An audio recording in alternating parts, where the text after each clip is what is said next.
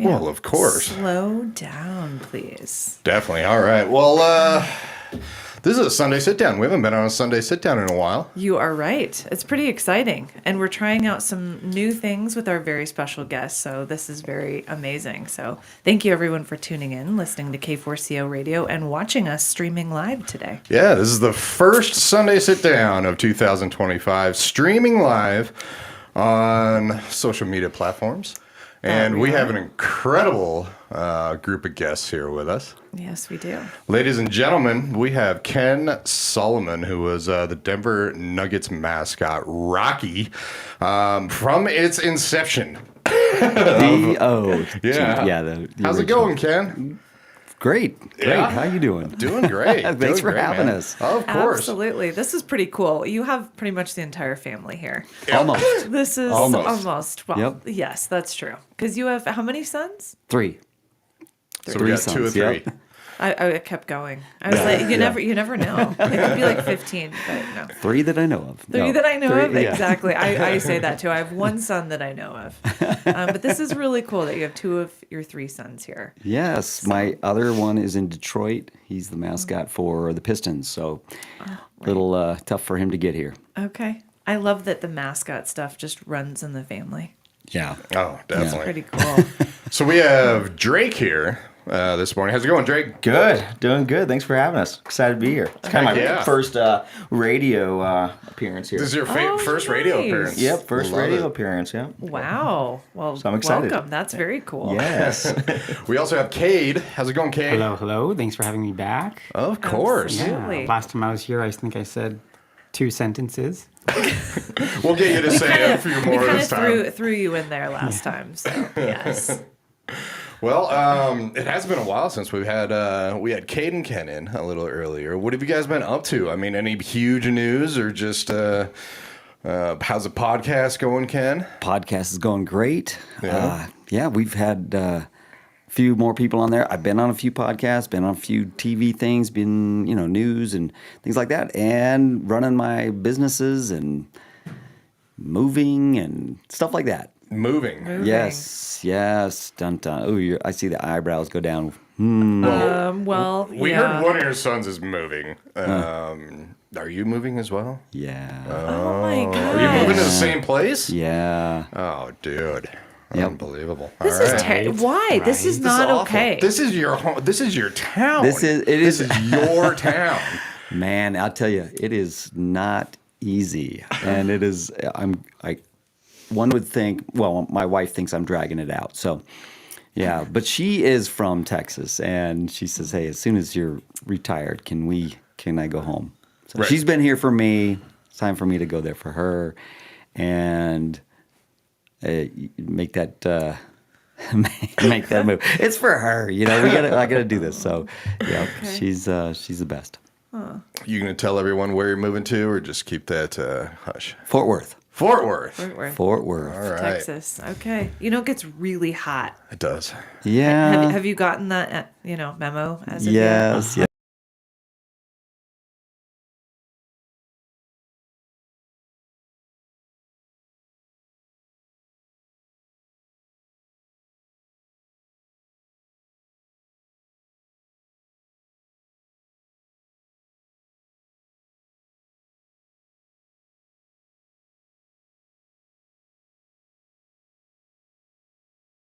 Staple of Rocky is moving to Texas. Yeah. This is not okay. Have you run it by your fans first? No.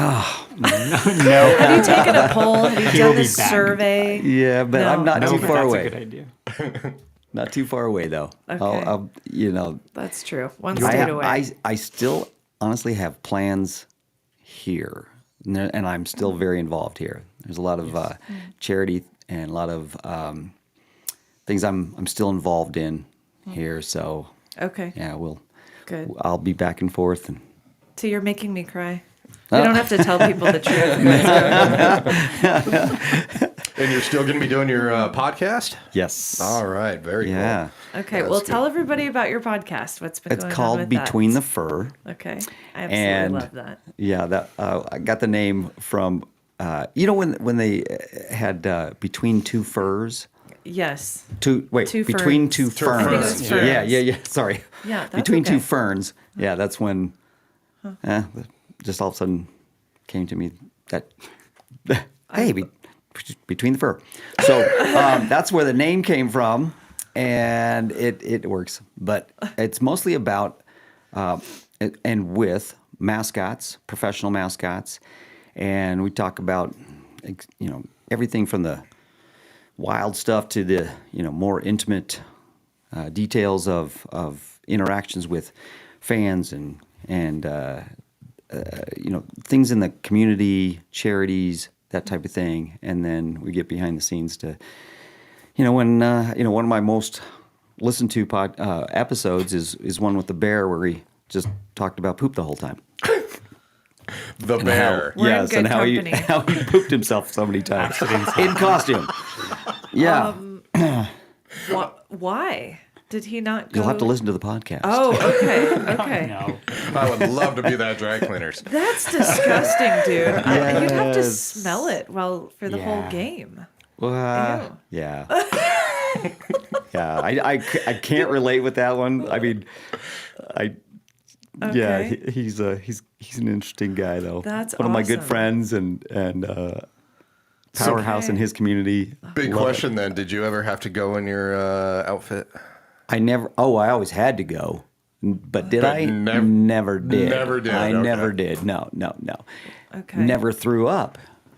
In all of your That- years? In all those years, never. That actually surprises me with how crazy you were. Passing out, breaking bones, getting punched, of Yeah. that nature. Yeah, there was. One punch, I'd be thrown Yeah. out. Yeah, I was not one to do that. The only time I got close was just being exhausted. Back when before they changed the rules, you could have as many it was like you could have as many timeouts as you wanted at the end of the game. So games would just keep going, and we'd run out of things to do. So Right. being the dancers had set routines. Other groups that we had come in, they all had set routines. Not Rocky. Hey, he can shift on the fly. Send Rocky. Next time out. Send Rocky. Next time out. Yeah, and that was the only times I got close to throwing up. But I would go in the back after the game, get an IV. There were times when I was sick where I would run back and drop trow and drop the head, take care of business, and Come on back. come on back. Wow. And yeah, speaking about the podcast, I didn't even know that you and a lot of mascots were in contact. You and a lot of mascots talk to Yeah. each other. Oh, yeah. This is awesome. I know. I'm looking through it all. I'm like, oh my gosh, you've had a lot on. Yeah. They're it's a tight knit group, and years ago, speaking of the bear, John Absey was the bear at the time. He started mascot conference, and at first for me, I was thinking, wait, we're all going to get together and share stuff. We're supposed to be. There's no this is- competition. right? I thought, I just always thought there was. Coming out of college where you don't interact with the other guy. You do whatever you can to destroy the other team, destroy their character, Right. destroy their, their image and all that stuff, the brand. But man, no, in the NBA, we learned it is good to collaborate. Yeah. But you've already gotten the job, right? And so, and then I assume, are these guys still actually the mascot, or have these guys retired? So a lot of them have retired Okay. or otherwise Well, left. then there's no competition. No, Then you no, can just but- share your crazy stories. That's Right, fine. right. So some of those are current, but like me, I wasn't talking about stuff before I wasn't talking about who I was before. I started the podcast before I retired, but I didn't say who I was. That's right. You had to keep it under wraps. That would be really hard. Yeah. I would think, because that's definitely, it's a few decades and change that you can't out who you are. Yeah, it was So really it's- interesting, filling out applications for loans and stuff. What do you do for a living? What did you write? I'm an entertainer. I put down all kinds of stuff. Entertainer, Mask wearer, sweater. court jester. Oh, nice. You know, That's a I good just one. made up stuff all the time. Nice. So I take it growing up, Cade and Drake, you guys couldn't tell your classmates as well? Was it kind of hush hush as well? Yeah. Yeah, we were told to kind of just, we were allowed to tell our close friends, but we were told at a young age, don't go spreading it around to everybody. You know, don't just go blabbing about it to everyone in school or, you know, whatever. But yeah, there was a couple of times where we were, you know, people were sharing, what their parents do for, you know, work or living, you know, and we're just like, I can't tell you. I don't know. It would be kind of bummed out sometimes that when we were young, but then we realized it wasn't that serious. Well, for me, I think it was first grade. You were coming to class, Oh, I yeah. think, and my teacher made me stand up and say, "Okay, tell everybody who your dad is." And of course, I was so little, just like what, like I just told them, my dad's Rocky with the Nuggets, and then I sat down. So from then on, people just in my class knew. So you growing outed up. him. You were the first to out I him. think I was forced to. Is this the first time, Ken, you're hearing this? Yeah. I can tell by your expression. You're a little bit like, wait, what? I do remember standing up when you sit down in elementary school on the ground, and I stood up in front of everybody, and she made me tell everybody because you were coming to visit. I love that you didn't know that. I didn't know that. I did that. Garrett came home one time just Garrett? in tears. And they were talking about you.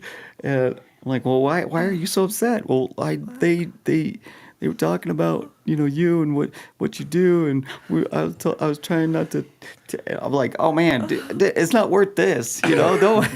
Hey, if they already know, just let it go. Oh, the pressure of the mascot living right here. Oh, It was intense. Put my kids in was. tears. it's all good. They're in Cade, were you therapy treated now. a little different then Yeah. after everybody knew? Just like you're the son of Rocky. Yeah. Yeah. Some people just wanted tickets. And, yeah. Yeah. But mostly, I feel like a lot of people just knew growing up. Just word would get around, and it was just. Well, and then he normal. started doing appearances in our classrooms, starting in elementary school, and would come visit as Rocky and throw stuff out, and then from there on, they pretty much figured it out. So Well, there you go. Yeah. You're kind of outing yourself then. No. He didn't take off his mask. No, yeah. Rocky just happens to it was show an up with your kids Only those going class- through the exactly only those classrooms. Everyone else has the parent there. Process of elimination. No. no. What it was those teachers Oh, just gabbing. But hey, I did not just visit those classrooms. No, that's of true. Of course, Yeah. it was. okay. Hey, classroom to can you classroom. stop over in in our classroom? And then it It wreaked was havoc in the whole school. yeah. Oh, I bet. Of course. it turned into a whole thing. Hopefully you mess with the teachers and the principals just like you did at the fans and the players. Yeah. My I did. all-time favorite was, I think I told you last time, like just, so you started in 91, right? So December of 90. December of 90, okay. So 90, 91. I was like 11, something like that. And I just remember going to the games So was I. with my parents. Good response. I like that. And just, I'd always look, where is he? Where is Rocky? Because you always just screwed with people, and I loved it. Like, it was just, that was the greatest thing. There's more than that. Yeah, I know. The energy and that you invented mascot. I really like. And just the spunk you had, the swagger, and you had your personality. I think a lot of other mascots that I saw were, I don't want to say boring, but I'm going to say it, that just kind of walked out and did their thing. And then you're, half court doing backflips, climbing up on ladders. It was insane. So, yeah. Well, I just thought that when anybody, I just never wanted to look like a guy in a costume. Yeah. Mm-hmm. That was my biggest fear getting into this, is that I would look like the other mascots that I had seen.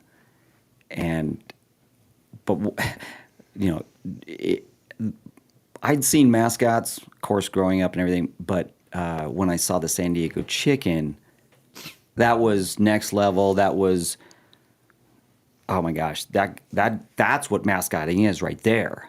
And so, yeah, going into this, I thought, I've got to look like I got to bring that character to life, whichever one it was, and I just never wanted to look like a guy a guy wearing something and standing off to the side with my arms at my sides, Right. So the San Diego chicken was kind of like your mentor, really, looking at him, is what you're saying. Maybe I don't know. Inspiration, I would think, Okay. is more accurate. I only saw him live twice, and it was back-to-back nights. I was like 15, and yeah, that was enough to sink it into my brain that that this is what it's all about. What was it about him that really just made you hone in on him? What was it? Just the act, the personality? What really? Well, you inspired said it. You said it when you said when you went to a game, you'd look and where's Rocky? Where's what's going on with him? That's what it was. It was the same thing with me and the chicken. Man, I saw him the first time landing on the field at a baseball game. The door opens. He jumps out and like does this belly flop onto the grass, and he crawls away. And I couldn't take my eyes off him after that. I'm like, what the? Who? That's awesome. And You watch someone do a belly flop and you're like, Just- that's cool. I want to go hurt myself. You're like that guy that watches people do that off of, the high board and just smacks really hard. And you're like, that looks wanna fun. try that. I want to do that. I could do that and get paid for it. Wow, you're a tad bit of a masochist then. Yeah? A little bit? I guess. Yeah. I am too. There's zero judgment. Okay. No, I'm glad we're on the same page. No, I look at it, I'm like, Psh, you think you can take pain? I'm going to one up that. When you guys were growing up, did he ever like bounce ideas off you, or just kind of be Rocky around you just to like test him out? Yeah, you're shaking your head. Yeah. I guess kind of. I don't know. We were involved in a lot. We were involved in a lot of skits. Yeah. As little kids, we were his little props. So That's a good reason to have kids. Yeah. yeah. So he got a lot out of us from that. Okay.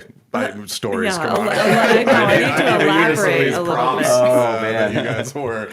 Yeah, we used to waddle out there. I mean, really little, and have like the full size Rocky head on. So we're looking like little giant bobbleheads with little bodies. I don't know, but we'd all waddle out there in costume. But it's all his costume. They weren't fitted to us. So it was his actual It was costume. actual but- costume, yeah. It's like old Walk heads out and his outfits, and so we're just baggy little Rockies following him around out there, and it was pretty I cute. hated it.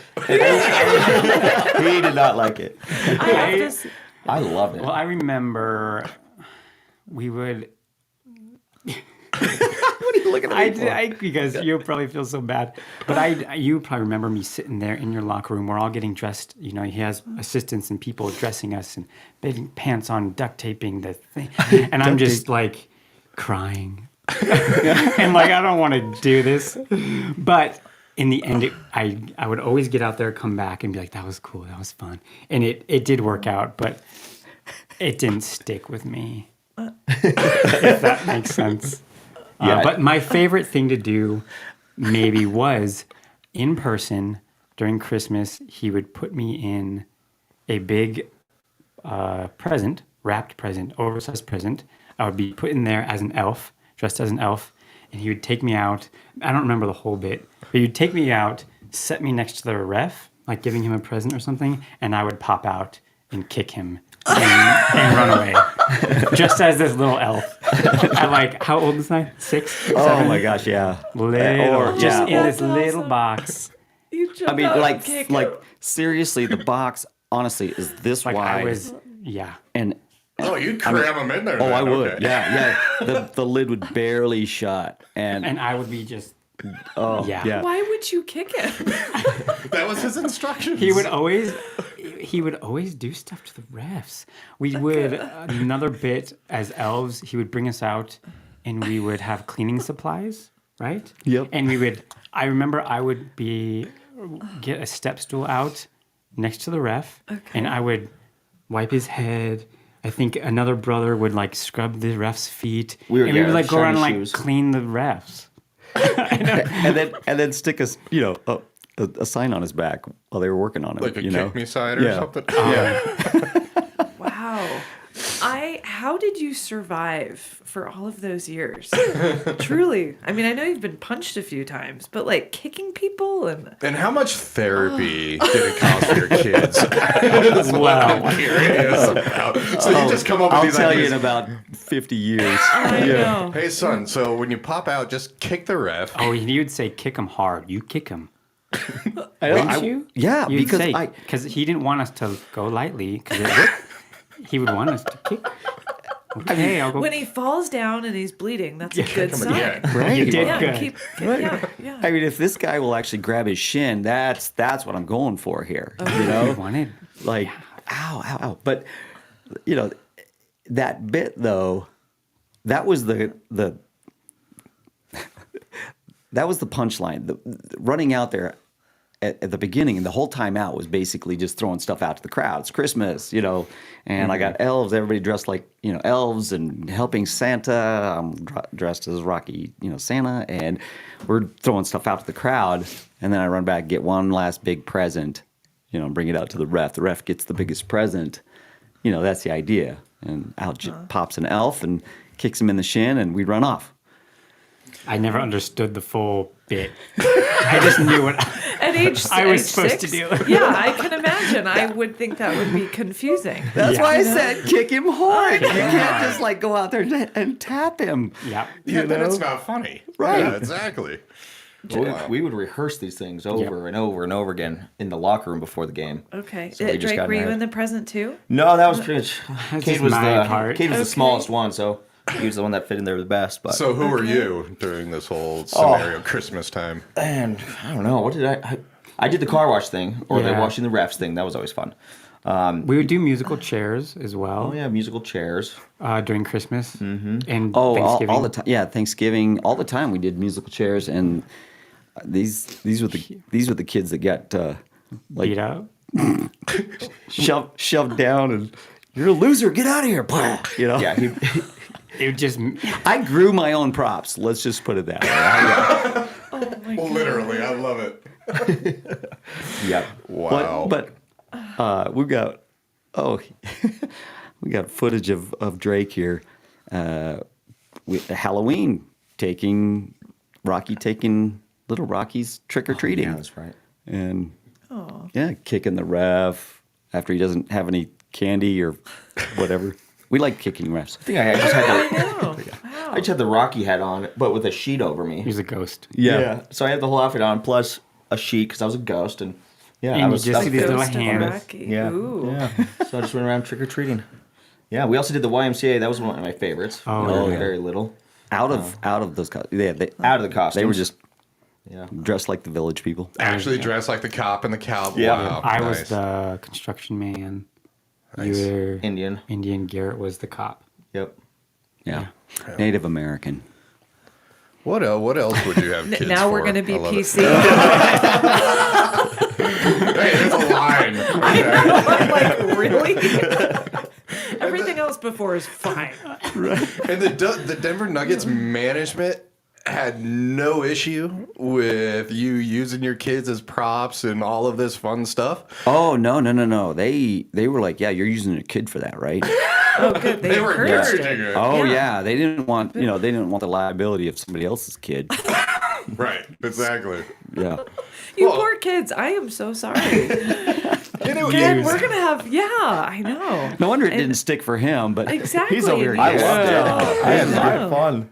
And it So did was Garrett. back in the day. I mean, nowadays, as you said, mascots just like wave, take pictures. They can't do what you did. I mean, That was just a special time. Yeah. Where nowadays it's like everybody's afraid of lawsuits, afraid of offending. I mean, we'll get into how many times you got punched later on, because that was always a fun conversation last time you were in here. It was. Yeah, we only heard about 2 or 3, and those were awesome things that you did. You've lived in infamy around the K4CO radio studio. Oh boy. No, it's good. It's good. We have to somehow measure up to you, and it's nowhere even close. So. No. We haven't cut any person's hair yet. Oh, yeah. So, yeah. Cade, you weren't really like a huge fan of doing all this stuff, but Drake, you took a different route. You loved it. Yeah. Yeah, I did. I just loved being out in front of the crowd entertaining. And we were actually the first NBA junior dunk team, us 3. Well, me, Cade, and my other brother. So we started that when we were like, 11, 12, I was in 13-ish Yeah. area. I was in middle school. Yeah. Yeah. 6th grade. So we started that, and we were just out in front of the crowd. I mean, I loved it from there as well. And I didn't know I wanted to take over as Rocky it wasn't until after high school when I started working for him at the Nuggets. So, but yeah, I just loved being out in front of people, entertaining, just from a young age.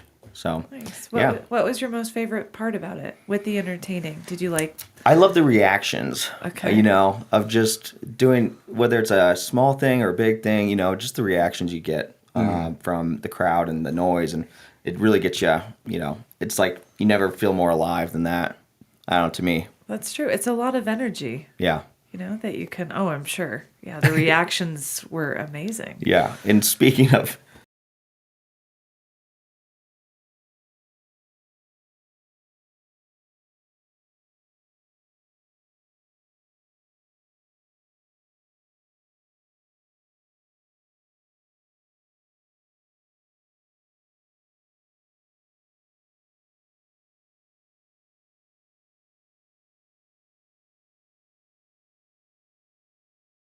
I was his assistant. yep. So he would come back, and I just knew what was happening. Okay, Yep. okay, Yeah, they and back go back. out again. Let's go. Just very Somebody quick. clean that up. You were your brother's assistant. When he was working As there. well as his As well as, dad's. okay. Yeah. All right. So you just, So I gravitated towards the behind the scenes side. that's what you liked. Yeah, Why did you like that? I could just make. Well, I think growing up, I saw the importance of his assistance and the importance of the help he had, and that's kind of just, I don't know, appealed me, and I was able to hopefully fulfill that. But because it was everything from, going to appearances, driving him, helping him with his schedule, prepping his locker room before the game, props, outfits, helping plan everything for skits. So I would, try to make those go smoothly, and that's kind of what I just enjoyed. Did you help plan some bits with him? Like, did you think up some ideas? There were probably a few. Either of you? Yeah. Oh, yeah. I don't think I can remember off the top of my head, but we would all brainstorm often.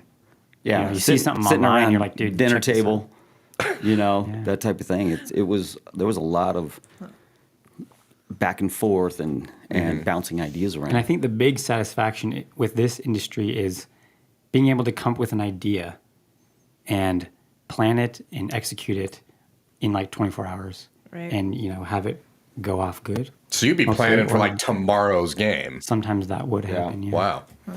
There would be something that would happen, current event type of thing. Right. Oh my gosh, how do we play off of that? Oh, How do we, yeah. Nice. how do we lean into that? Or, and then a lot of times, it would come down to even more last minute because, hey, we've got this idea, something just happened. Now we need approval to run with that. And then running it up the chain. Got exhausting. So you still had to get permission, per se, from the Nuggets, from the management team. Yeah, especially later on. Sure. Yeah. Yeah. Get permission. Later on, because you. Air quotes. No, I try to, especially later on, as things tighten up in the world, Yeah. and everything, it's man, I'd come up with something, and very few times though they would say, yeah, absolutely, 100% not. All right, then there's example. Which one can you think of that was just that you presented and they just said no? I think I'll you tell you got some- away with a lot of stuff. I got away with a lot of stuff. I'll tell you earlier on Okay. stuff. Later on is a little bit probably everything came down to PC, and of course times change and everything. So some of my stuff I was still old school thinking. It was stuff like that, but because I just think humor is humor. Mm-hmm. There were some things that the NBA cut off, I call it the Rocky Rule. These guys call it the Rocky Rule. Actually, that's what they came up with. But you can't mess with the opposing team during their introductions. So Okay. so I started coming out and bringing. That's lame. So wait, Yeah. so you did something that started that rule. Yeah. A couple of the other guys were doing this, and I Took it too far. I took it too far. Yeah. What did you do? Well, as they were being introduced, I started out by taking like a game of Twister out and just laying it out, where they're supposed to line up and huddle, and as they're getting introduced, I set up a Twister game. That's cute. That's Yeah, creative. right? They You still know. have a spot to stand. They can go to the side of me. It's a big court. Exactly. I'm just playing Twister, and then Jenga, and that type of thing. To where, I ended up. It's very creative. I thought you'd be mocking or like shoving them or something. Oh I'm no, like, no, no, no! okay. It was like, you know what? There's nothing to see there. Look at me. Like, yeah. There's nothing to see there. So I'm gonna play some Twister or whatever. But then I ended up bringing out the crescendo on that one was The Lakers. the Lakers. Yeah. Okay. These guys helped me bring a real toilet out onto the court, and so I sat on the toilet and read the newspaper. A toilet is really heavy. I'm actually It very was heavy. impressed, like that you guys could carry And it was one of those that. industrial, ones Commercial from the toilets, like, That is not just a home awesome. one. No, and And that was the end. these guys helped me carry it out there, sitting on the toilet. But what was great was that Kobe came out, kind of patted me on the head, like, "Dude, that's that's really funny." funny. Yeah, he Gave him started. props. Yeah, and then. And they ended up doing the whole, back and forth shuffle in the huddle thing, where they rock back and forth around me sitting on the toilet reading the See? newspaper. So it worked Exactly. perfectly. They embraced your creativity. Right. Like, Hey, let they're it, that's what made you the staple. They're in our house. Come on. Exactly. Yeah, I love that you're They taking gotta a deal with it. big poop while the Lakers are coming out. Yep. That's normal. You know? Right? I thought so. Wow. I'm just more impressed they could carry. Yeah. Did your wife, your guys' mom, ever participate in this creative thinking process at the dinner table, or Oh yeah. really? Yeah. Yeah, So my this was mom- like a family thing. Yeah. She would get involved in She made a lot of props, costumes props, costumes, all that stuff. that we used up until we were done. Yeah. Yeah. Did you ever use her on the court like you used your sons? Was she ever a prop? No. No. No, I don't think so. She no. wasn't out kicking the refs. No. No. Yeah. Drake had Jennifer in a skit. Oh, really? Which one was that? Trying to Oh, remember. wait. You Is that had me? Jennifer No, in I had skits. Jennifer. Yeah, had Jennifer in a skit one time where she was an opposing team fan. Yeah. She went, she was the Easter Bunny one time. At the game, yeah. Okay, that's Yeah. cute. Rocky and the at Easter Bunny. Rocky and the Easter Bunny running around the game. That's right. Nice. Yeah. Wow. That Were was her there? idea. Man, my brain's She wanted having to fun try. with that one. Did you guys do a little something maybe mid court? No. Have a little fun with each No. other? Gave out candy. They had so much fun out there, though. Oh, it was so It much was fun. funny. Yeah. It was And funny. she was way into it. That's awesome. Wow. Yeah. Well, I know And last. she's very creative, by the way. She came up with a lot of slogans. Because you have to write a script. she would add some stuff to that. Yeah. Because you'd have to write the script to get it approved, submit it, right? Or is that weird? Yeah. Okay. Yeah. Gotcha. And they were pretty, as you said, they were pretty lenient with what you could do back in the day. Back in the day, yeah. Early on, I was given a hard no. I don't know if I mentioned this last time, but I got a hard no on messing with John Elway. Young John Elway. I love this story.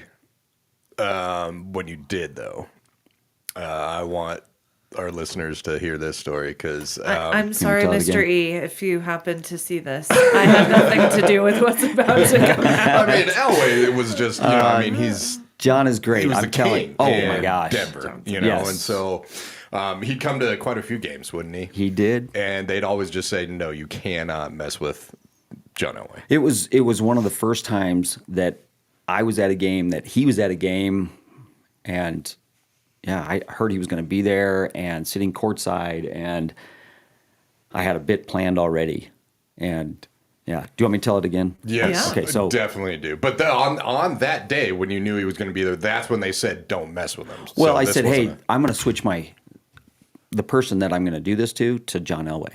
okay. And the bit was, I'm going to take somebody out there, dunk over them like a kid. And, the announcer says, well, what? It's easy to dunk over a little kid. Why don't you dunk over an adult? That type of thing. Right. Challenge me to something, and then I'd go over and pull, an adult out, dunk over them, but blindfold them and kind of leave them out there, blindfolded, holding the ball. So not dunk him over him, just kind of leave Make him. him look like a fool. Yeah, just move the trampoline, the mat, and just walk away, leaving them there. And I said, I want to do that to John. Absolutely not. There's that's a hard no. I'm like, oh, but come on. They said, no way, first of all, that he would do this. Mm-hmm. And no way we're going to allow this. I said, 100% he'll do it. And I said, I'm telling you, this will go big. This will be big. Yeah, hard no. And you said, And you did it anyways. At the last second, it was just eating me alive. I just had to. I'm like, this, I just know in my gut this will work. It's not about, don't tell me no or anything like that. It's just, I just knew that this would work. Mm-hmm. Right. And so it wasn't out of rebellion or anything like that. It was just out of pure entertainment. This is so good. So at the last second, when the buzzer rings and I'm supposed to run out on the court, I turn around to my assistant and I yell, which I never would do, especially in that setting. Yelled to my assistant, "I'm going for Elway!" And I take off and I hear him behind me, "No!" I can see it like a slow mo. Yeah. Like, no, Rocky, stop. That's so accurate, yeah. But go out there and I go for Elway. He's sitting there with Janet at the time, and I pull him out, and and he went out far. he went out just hey, Let's do it. Let's Yeah. do this. Okay. Yeah, no problem. Yeah, I'll help you out. And I stand him in front of the trampoline, and as I'm handing him the ball, and my assistant is putting a blindfold on him, I spoke to him as clearly and as seriously as I could, and I said, "Whatever you do, do not move. I do not want to hurt you. Please do not move." And he's like, okay, I got it. I won't move. Yeah. So as soon as I stepped away, everybody, took the trampoline, they took the mat quietly, and yeah, and I run over to the other end of the court, and the announcer's going with it. Well, okay, get ready. Everybody put your hands together. He's gonna, okay, let's count him down. While this is all going on, I'm just gritting my teeth going, oh, please. Work. Well, right when the referees noticed what was happening, when they figured it out, one of them starts heading for the table, briskly walking over to the table, and I'm like, oh, no. What's going to happen? Well, he's he told the timekeeper, hold the clock. So he loved it. Yes. So he Good. leaned into it, and as soon as the photographers saw that, they rushed the court because they knew they had time, and they're taking pictures. At that moment, Janet sees all this unfold. She's heading out on the court, high heels, skipping out there. John, they're making fun of you. Oh, yeah. This was a real nervous moment. But right then, time has passed. John, the timeout should have ended. Right. And so he realizes, man, I've been standing here. So he lifts up his blindfold, gives that big old John Elway smile, and like, oh, man, you got me. Well, he takes the ball, takes his blindfold off, but turns and hook shots it, sinks it. Really? Yeah. Place comes apart, standing ovation for the man. Right. And yeah, I walked off the court, just, whew, thank goodness that worked. That was Yeah. the perfect end, him sinking Oh that. my gosh, yeah. Oh my God. Yeah. That is amazing. That's Yeah. awesome. Yeah, I didn't expect that. Nobody was mad. Nobody was mad. I never heard about any of it. You didn't have to apologize to the manager. No. In fact, they never said a word. My direct boss at the time, John Iacino, he was like, "Dude, you got some big ones, man." But that was awesome. That was awesome. So he and I laughed about it. Do you think you doing that gave more of a clearance to your ideas and what you wanted to do? Kind of removed some of the shackles on that where you could get away with more? I think so, but people's memories are short. Right. When it comes to the next one, well, it's not John Elway, and it's not, so I don't know. We it was a question every time, and but it later on, I guess it did get to where there would be celebrities sitting courtside, and I did get a little, later on, end of my career, had some people that were uptight, but I did have some people that were on the headset saying, no, let him go. Let him, let him, it's fine. He knows what he's doing. Right. So. Did you guys go to a lot of games growing up then and watching them with this and then? At what age did you guys start helping out, like actually down on the courts and assisting? Yeah, we did have tickets. I think you had at least four tickets. Yeah, I always by had his 4 tunnel tickets. every game, so we would use those. So Those were in my contract. Had to have 4 tickets every Right. game. Right. So I did. This was for them to sit in and. Yeah, so we went to a lot of games. Yeah, I think we went to a lot. We'd mostly hang out in the locker room and just mess around. But once we got older, we'd start using those tickets. You didn't even watch the game. It's like, let's go to the locker room. Kick around a ball in the back. Oh, We'd play gotcha. games, and we'd also we'd be back there doing our homework, and Because we'd come straight there after school. after school, he'd pick us up, and then we'd go straight to the game, and then We'd So- be doing homework in between stuff. during halftime he's there helping us, their homework, and then heading back out. So we went to a lot of games. And we just helped out. I mean, from birth, but getting more involved, like actually hired with. I was in high school, and then I left for college. When I came back in 2018 after college is when I became his assistant, and that just followed into. Yeah, so I assisted him just after high school. I went on to their promo team and then started assisting him around 2000. I think it was 2012, 2013 season was my first season, and so I did that with you for probably like 7 years, and then I got another job, but I was still working there. I was still working games, but Cade, that's when he kind of took over more assisting, and then became pretty much his full-time guy at games and appearances while I was managing his kickboxing gym. So, yeah, nice. So I'd still go and help out at every game, but still, So we were very involved with the assisting stuff with Rocky. But you really got the mascot bug throughout the years watching your dad. Yes, it was actually. Yeah, I did. You know, I knew I wanted to do something in entertainment. I didn't know quite what, but after high school, when I started working and seeing the behind the scenes stuff, you know, I mean, I've seen it growing up forever, but I never really like knew the stress and the creativity and the you know, the rewards, you know, that come with all of it. And so when I was seeing all that behind scenes and watching how they plan things and then also being on headset all of a sudden, like, and then just not just the mascot side, but just the game entertainment side, you know, the directors and the, you know, just the whole process of it, how everything goes, I fell in love with it. And that's when I was like, yes, I want to start working on taking over once he's done.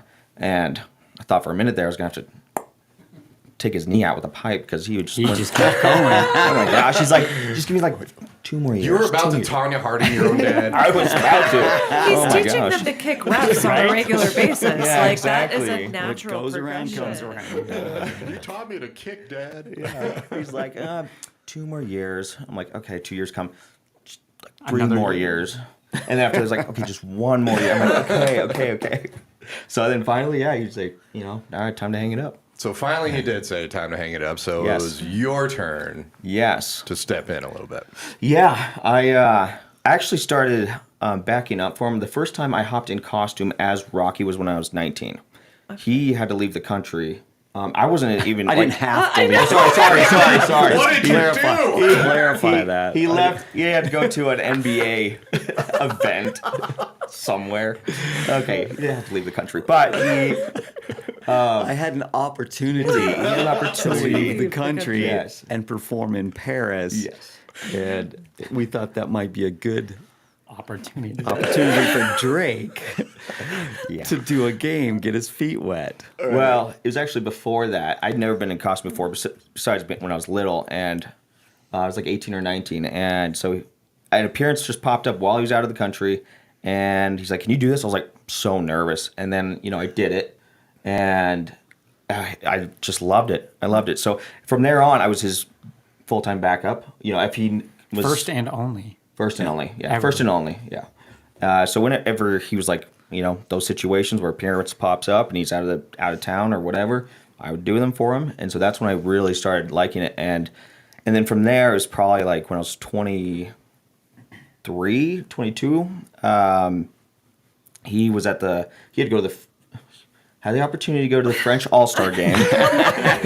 You were kicked out of the country. Okay. He went to the French All-Star game, which is when there was games during that time. So I hopped in for my first game when I was about 23, and 22, 23, yeah. And so super nervous. You know, never done a game before.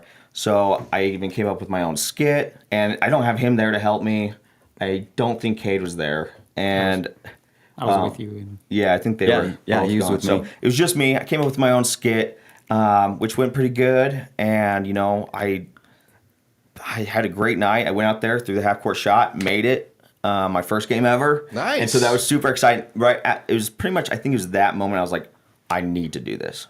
Yeah, I want to do this so bad. And I fell in love with that. And so, anyways, after that, yeah, once he retired, I did a tryout with the Nuggets, and which was a kind of an intense tryout because I actually just had COVID a few months before tryouts, and I was in the hospital for about 5 days. Ooh. And so my lungs were a little not quite to 100%. So then I went out and did these tryouts, but ended up getting the offer. So Right. yeah. So that was your first game was when you were 23 years old, but the first time you put on the suit was 19 when he was out of the country. Okay, Yep. gotcha. What? How did it feel to go in and kind of be? You know, you had to be Rocky. It's a character. It's not you. You have Yeah. to be the exact same. So, how did it feel to step into those shoes for the first time and have to mess with people like he did? How to do the half court shot? Yeah. So it's funny because I've been watching him since I was born. Right. And for some reason, like his walk and all that stuff, it took some tweaking at first, but it really actually felt supernatural. Just all his mannerisms and his movements and the way he walks. And I feel like I picked it up pretty quick. When I saw the video of the game. Oh my gosh, it blew my mind. You thought it was you? Yeah, it was spooky. Wow. Yeah. Nice. Which is good because you have a very specific style and swag and personality. Yep. That comes out. So it's impossible to mimic that. But he Yeah, for some was reason, able to, be natural at it. yeah, every time I hopped in costume, I just feel like I would kind of turn into that character, and it would just kind of come together just naturally. It was really weird for me too, but I'm like, oh my gosh, I'm walking like my dad right now, like my dad right now. And I was going to say, actually, you have a very distinct walk. Even the first time you came into the studio, I'm just like, that's Rocky's walk. Like, so to I've heard that. mimic that. You have heard that quite often. Okay. How does that? I actually got that in college, too. Yeah, I'd have. You worked on your walk in college? No, I didn't. I had people recognize my walk. Yeah. Yeah. Really? Yeah. Before you were even Rocky? Yeah. People just said, you have an interesting walk. Well, they were, No, they're like, it's a you swagger. gotta It's- be, yeah. you gotta be the mascot. You're the mascot, right? I'm like, what? This was at Utah State. I'm like, the way you walk. I'm like, okay, stalker. Well, you're noticing way too much. But yeah, I guess I don't. I mean, to me, it's just me. But So tell us a little bit about your time in college, because you said you saw the San Diego Chicken, and when you went to college, did you know right away you wanted to try to be their mascot? oh yeah, Right away. yeah, That's what you wanted to study. yeah. Okay. So, history, English, mascot. I like it. So you went to school. You had to try out for it. Yes. How'd that go? It was great at first, easy at first. I went to a junior college in Idaho that had sports. Okay, this was Rick's College at the time. Now it's BYU Idaho. They don't have sports anymore. But at the time, they had just gotten a new mascot costume. And so I think somebody had worn it at the end of the school year a couple times. But this was the first time they were going to pick a person and have tryouts and have somebody designated for that. And yeah, they had tryouts. I made it, and the first year they didn't give me a scholarship because I already had a scholarship. I was on a dance scholarship. Oh, okay. Yeah, I was a ballroom dancer in high school. Wow. Yeah, Okay. yeah. I'm sorry. That shocked me. Wow. That's So amazing. it makes sense how it's so limber and, with Graceful. different stunts. Graceful. Okay. Yeah. I mean, I'm picturing you doing the Rocky thing and the swagger because you do. It's kind of a way that you carry yourself. But ballroom dancing is right? a very different form. Yeah. So that's how you got your wife. Yes, yes. Skills. Okay. Uh-huh. Gotcha. I was smooth. So, yeah. Then I from there, I went there. 84, 85. I graduated in 84. That's how old I am. And then went on a church mission for 2 years. Came back, went back there, and I said, I need a scholarship. I'm not going to continue with the dance thing. Right. I'm like, yep, we'll bring you back. In fact, when I was on my mission, okay, little known fact. After that first school year, I was asked not to come back. I got an official letter inviting me to find other places to go. And because my grades were so bad. Gotcha. Yeah. And so I went on a church mission. While I was out there, I was closing that out, and I got a letter. Back then, there was letters on paper. Yeah, I know. Yeah. I actually remember that. Yeah. And it was from the school, and they were offering me a scholarship and said, yeah, we need you back. We'll give you the same scholarship that we gave you for the dance. That's right. So, yeah. They knew what they were missing. Yeah, that's interesting. We don't want you. Oh, wait, just kidding. Yeah. We'll give you a scholarship. Yes. That's yes. a little mixed messaging, but Yeah. that Yeah. works. Oh, how So you probably just rejoiced. I mean, I oh got my a gosh, scholarship. yeah. I can go Oh, I back came back and yeah, I was all fired up, but they want me and all that. I put everything into it. And then we were just talking about this the other night. This is, I don't know if you want to hear all this, but I got done with that school year. And of course, it was like starting over because my first year didn't count. And I thought, you know what? School's just not for me. Forget it. I'm going to go be a flight attendant. That's a change. Okay. Yeah. I wanted to travel. So I studied what I could to be a flight attendant, spent all my money to interview and fly around and try and get this flight attendant job. And it came down to 2 weeks before school was starting, and I got my last no from these airlines, and I called the school back up, said, hey, I changed my mind. I'm coming back. Is there any way we could do this again? Absolutely. Gave me a scholarship, went back. And that was, so at the end of that school year is when I ended up getting an internship with the Rocky Mountain News here in Denver. And that's when I decided, I'm gonna go for the Nuggets. That was a good paper. I miss the Rocky Mountain News too. Yeah. Right? Yeah. So tell us. I want to get into kind of how all of this came into fruition for you. So you got an internship at the Rocky Mountain News. What were you doing there? I was a summer sales associate, or a summer sales district manager. Yeah. Basically, I was a sub for district managers, and if a paper boy or girl didn't show up, I was out there throwing papers in the morning and making sure that, and if somebody went on vacation, I took over their delivery area, so to speak. And so I was in charge of those deliverers. Yeah. I was all in the delivery department. Nice. Yeah. Did you ride the bike or did you do the swagger? Oh no! I had my wife drive while I sat on the hood. That's the car. Yeah, it was early. I think you have a death wish. I do. Well, they're not driving too fast. How do you know? He could have been going 60 miles an hour. Yeah, I'm like, there's no way I'm going to be on a bicycle. Were you married back then? Or I was married back okay, then, so yes, you were yes, actually yes. officially married, and your wife is like, "Yeah, I'll put you on the hood of the car." Wow. Yeah. Kudos to you. I hope she's watching right now. That is absolutely amazing. Oh yeah. Sure, honey. Jump on the hood of my car. She No was a good problem. sport. Yep. What if we get pulled over? Well, we'll cross the bridge, right? That's right. That's right. Exactly.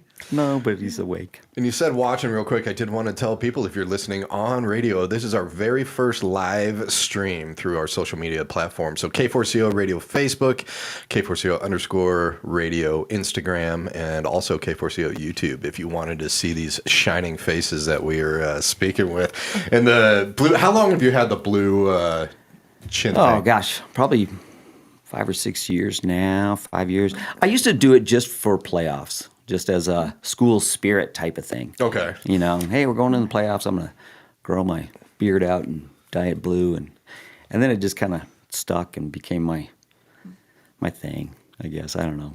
Did you guys like it when you first did it? I'm true blue, man. I bleed blue. I've Heck yeah. always supported the Nuggets, and It's just become your look now, though. yeah. First, I was a little embarrassed by it, but I've gotten used to it now. Oh, my mother hates it. Really? Oh, dear. I don't know. honey, My mom when would are you love me to dye my hair blue. She's probably listening. So you're at Rocky Mountain News. You're delivering papers. You're stepping in.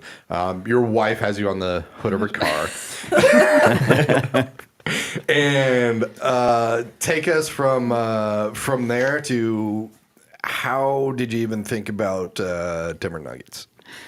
So, obviously I was getting entrenched in this world. I loved being a mascot. And, the fact that they were paying me, I considered it pay. I was getting paid to do this. Were you doing the mascot thing while you were with Rocky Mountain News? No. Okay. So that was over the summer. Okay, gotcha. And I was graduating from Rick's, and sorry. I had gone to Utah State at that point. I had put in 1 year at Utah State. So, from going from Rick's to Utah State. I was graduating from Rick's and trying to figure out how I could continue this. So I'm backing up just a little bit from the summer internship. So I ended up trying out at a couple different schools and calling different schools. And I mean, I tried out at UNLV in person. They said, "Great, we'll give you $150 a semester." I'm like, that's half of what I'm getting now at a junior college.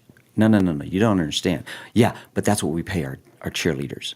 Well, I found out that was across the board. And so At all the different universities. Yeah. Really? Yeah. Wow. And Okay. so Pacific, BYU I tried. All these different schools and they all wanted me, but I But a couldn't mascot was just like another cheerleader to them. back in the day. Yeah. And so so I actually got the idea to call Utah State. They were just, not too far away in Logan, Utah. And so I was in Idaho, called them, said, "Hey, can I just do a game for you? I want to be your mascot, but I want to do a game for you. I want to I'll show try you what out." I have. Exactly. Right. And they're like, "Oh, well, cool. We've heard of you." "Oh, really?" And so I said, "Well, yeah, if it works out, I'd like to talk scholarship with you. If it doesn't work out, hey, you got a free game, no worries." Went down there, did a game for him. The guy busts in the door at the end of the game. "Oh, that was awesome. We love you." And I said, "Great. I'd love to be here. It's great timing. What can you do for a scholarship?" $150. I said, "Well, appreciate that. Thanks, but no thanks." Went back to Rick's and was finishing out the year and they kept calling me and offering me more, and I just held out. I said, So they were stepping it up a They little were bit. stepping it Okay. up. I had to hand it to them, and everybody thought I was crazy when I kept saying no.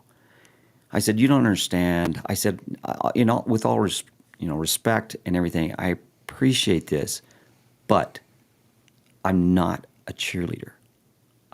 Your mascot should not be a cheerleader. Your mascot should be your entertainment. Right. So, for that type of entertainment, I think you should, I think it's worth way more. I will bring people to your games.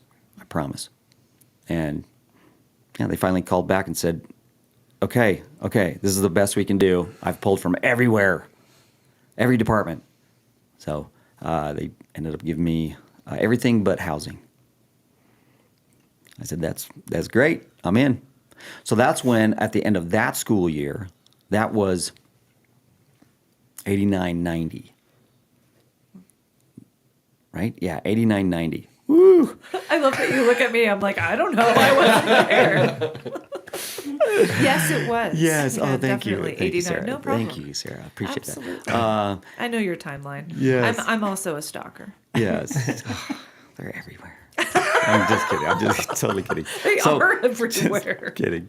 So I got with the Rocky Mountain News for that summer, and while I was there, I called up the Nuggets, got put in touch with Lisa Whitaker, and Lisa Whitaker said, yeah, she was gracious enough to say, "Come on down. I'll meet with you."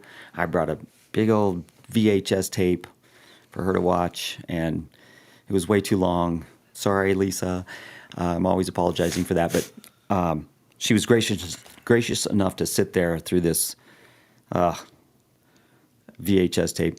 Too long, meaning like 5 hours? Oh my gosh, or- no! It's like a half hour. Okay. And All right. which is just way too long. I mean, Yeah, they want, a couple minutes. yeah, and Well, she sat there and watched it. she so, watched it, and we were talking throughout it and everything, and she ended up, thanking me for coming down and showing me the door, basically. And I didn't let it end at that. They didn't have a mascot, and as far as I knew, they weren't even planning on one. Oh, So- they weren't even looking for a No, mascot. no. You just said, "Hey, you need a mascot." Yeah, I was like, Okay. "Hey, this would be great. I could start this program for you." Da da da. And I just kept calling all summer, once a week or so, and checking Once a in. week? Yeah, checking in. Hey, is there anything that I could, talk to you about? Or Lisa was finally getting very tired of it, but she's so sweet. She was always nice, and ended up going back to school, but then getting a call about a month and a half later from Lisa saying, we're actually going to have tryouts. We're actually going to do this. And so get me this, give me a 6-minute video, and that type of thing. So you were in school when she called. So did you have to come back here, or did you have to send a videotape, or? I went all in. You went all in. I got the videotape edited with everything that I could. I got newspaper articles. I got my resume. I got pictures. I sent a whole packet to them, and I got a letter from the president of the school. I just walked into his office. I was going for everything I could to show that I had tons of support, tons of experience, and sent all that in. Got invited to the tryout, and drove out here with my wife and my sister, and brought my sister along for moral support as well, but also to sneak into the arena to watch the tryout, which she did. And I don't know how she did it. She snuck in, sat up there and watched everybody so she could give me feedback. How do you sneak into McNichols Arena? I There was a don't know. lot less security back then. I think you should ask the Patriots. Nice. There we went go. there. Yeah. So how was the tryout? Did you just kill it? I killed myself, basically. Oh, okay. There were gorilla costumes that they had, 2 gorilla costumes that we had to share. And luckily, I was picked to go second. So I didn't have to put on a sweaty, nasty gorilla costume. And they said, you got 6 minutes. So Nice. I went out there and literally went crazy. And I dunked, I danced, I beat up a dummy referee to the music Think by Aretha, the song Think. Think about what you're trying to do to me. I was beating up this referee. And then I pulled out I brought 2 hockey bags full of just props. They were just stuff that I found around my house, really. But acting like I use this, and I would use this, and done. When I was done with that 6 minutes, I never wanted to throw up so bad. But I went back and they moved us into another locker room, and I just laid on this bench forever until they came in and said, hey, tryouts went well. We'll call you tomorrow. Yeah. And so I got the call. The next morning they said, we'll call you by 11. I got the call at 9:30. And I was stoked to get that call and doing the happy dance on the bed. And as soon as I hung up with the Nuggets, I called my dad because I had to have my dad's approval. And because he was so, I just felt inside he was all about school. And if I was to quit, I would be disappointing him. So I called him up. I said, Dad, they're going to offer me this job. I just got the call. And I said, this is going to mean quitting school. Was your dad always, I guess, supportive of the mascot thing? Yeah. Oddly enough, weird enough. Here I am trying to be a high school mascot, right at, junior year. And my dad just never even, he never even blinked. It was just like, cool, that's great. And he supported me. We'd take the van to the game, and he'd, what music do you want to play? And he'd crank up AC/DC for me, and, well, Dad does that. Right. And then, he'd help me. Remember back then, you guys don't remember this, but back then, instead of 4-wheelers, they had 3-wheelers. Oh, yeah. So the big fat wheel 3-wheelers, I borrowed one of those to ride out onto the track at the games and have an entrance. I wanted to, to have as big an entrance as I could. That was all I could get. However, he was always supportive. My mom was always supportive. They helped make my senior year. They helped make my costume for that year because the first costume was terrible. So we switched out the costume. But yeah, always supportive. Nice. Well, and he's an entertainer too. Yeah, He always has been. Oh yeah. Your grandpa? Yeah. Okay. Yeah. Oh my gosh, he still does. Still like eats fire and He eats fire. Yeah. So this is actually 83. I see what's I happening see here. what's going on with this family. Okay. I Okay. think they both have a death wish. Yeah, eating fire, kicking refs. Says the Okay, one this stepping is- into the shoes. He eats fire on purpose? Yeah. Is it like one of those sword? Fire sword- swallows. Yeah. Yeah. Okay. Nice. Yeah. One of my favorites. Yeah. So of course he was. And he was a supportive. cheerleader in high school too, Okay. and in Oh, okay. college. Okay. Okay. Yeah, so- he was a cheerleader at BYU as well. Right. So college, high school. Yeah, I still have his megaphone, by the way. Nice. That's very cool. Yeah. That's Nice. good. Of course, yeah, he was going to support you then. That Yeah. makes sense. Yeah. So you got the call. You're going into Denver Nuggets as a mascot. Did they have the mountain lion picked out yet? So come to find out, they did have a character in being created. They hired a company called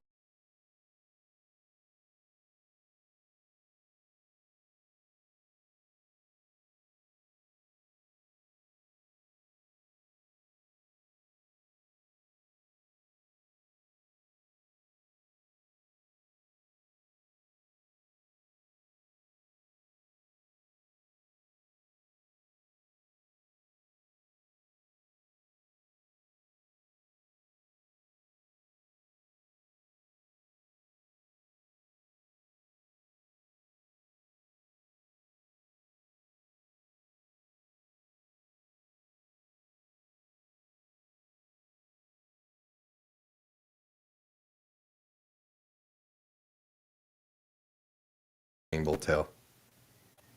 Tell us, Ken. Okay. Drum roll, please.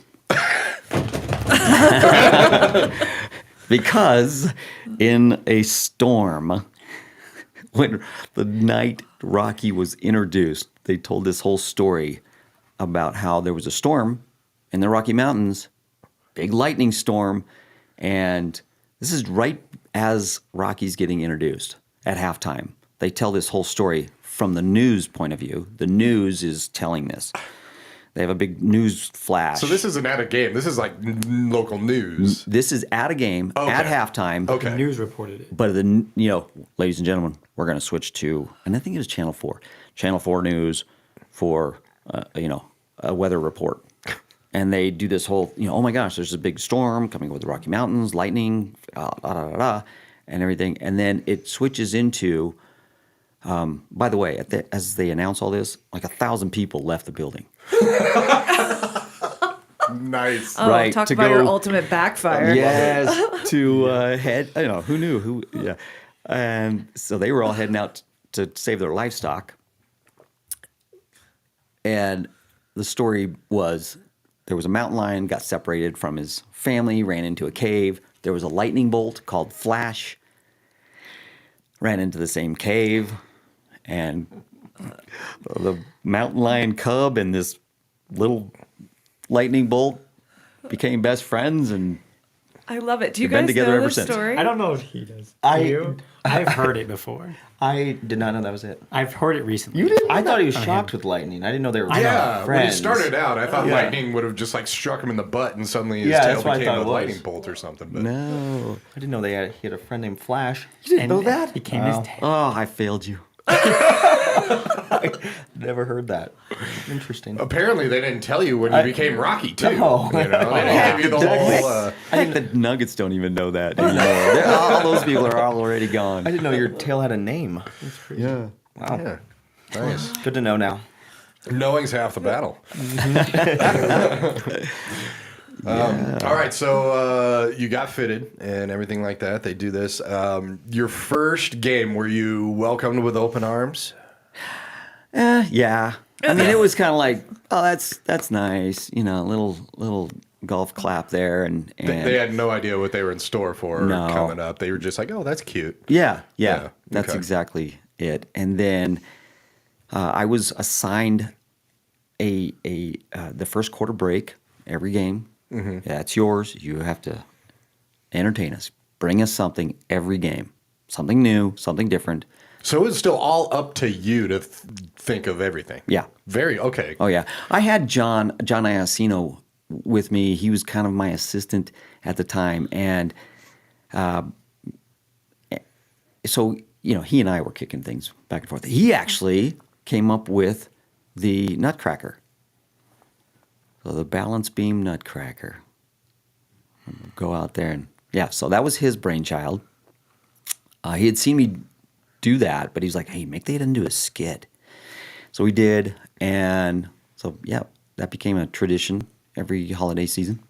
And but it did not go well at first.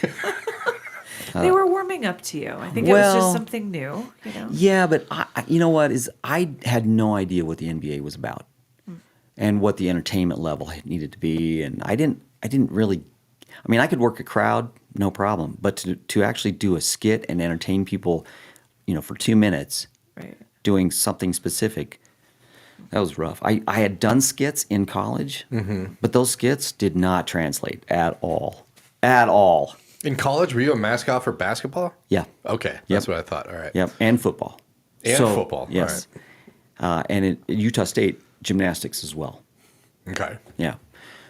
What, you were a mascot for gymnastics? When we had gymnastic meets, I would go out. Gymnastics had a mascot? Well, it was just did the not school. know this. For the school. Okay, Yes, yeah. for Utah State. Utah Gotcha. State was competing in gymnastics, and at those meets, they would have me. Yeah. Don't insult him. He'll kick you. I've never seen a mascot at a gymnastics meet. It's a gymnastics meet, Diego. It's weird. Yeah. It I've was. seen footage. He would wear a tutu. Yeah. Oh, please, we need a picture of this. Yeah. Do you guys have a picture? I know your dad's not going to give it to me. I don't know if you'd share it. Oh, I'm Oh, I asking. have. Don't look at Oh, him. yeah. I do have. All right. The I'll give you arsenal. my cell phone number. You go ahead and text that over, so we can put that on with this interview. Yeah. Skinny little legs and tutu. So they hired you on. You had to think of absolutely everything. How was the pay when you first got hired? Pay was good. Okay. Yep. For me, coming out of college. First job out of college. First well, job. except Denver or Rocky Mountain News. Yeah. Yeah. And so they offered me $25,000. 25 a year. Nice. And I said, and this was, right after the call, I ran over there. I had no idea what they were going to offer me. Yeah, they said 25,000, and I was like, oh. I go, how about 30?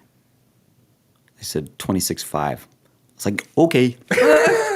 Yeah. That's not too bad. This was 1990. 1990. 1990. December 1990, right? Yeah. Or at least that this was your first. Yeah, that was actually November-ish, end of November. Yeah. And then, my first contract was 26.5. 26.5. Yeah. And then, went from there. But, my first few games were horrible, were terrible. I was not only nervous, but not being able to do the skits that, I did the skits that I did in college, but, it was crickets after each one. Yeah. I'm curious what you mean by that. And not crickets, I understand that. But why didn't they translate from what you were doing previously? Because the crowd is completely different.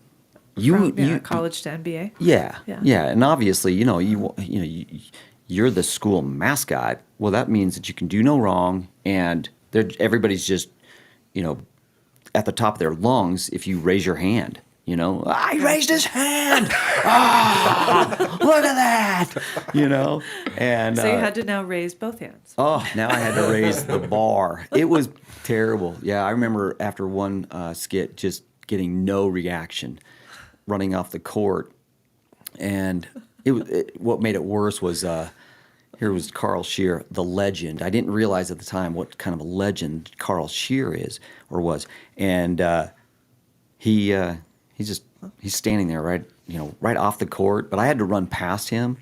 He didn't even look at me. He's just got his arms folded, looking past me as I ran off, looking so even more sad because he just had that stoic face, and he just looked more This is what our stoic. lives have become. Yes. I was, needless to say, I was in front of him in his office the next morning, sitting in his low chair as he sat higher than me at his big desk.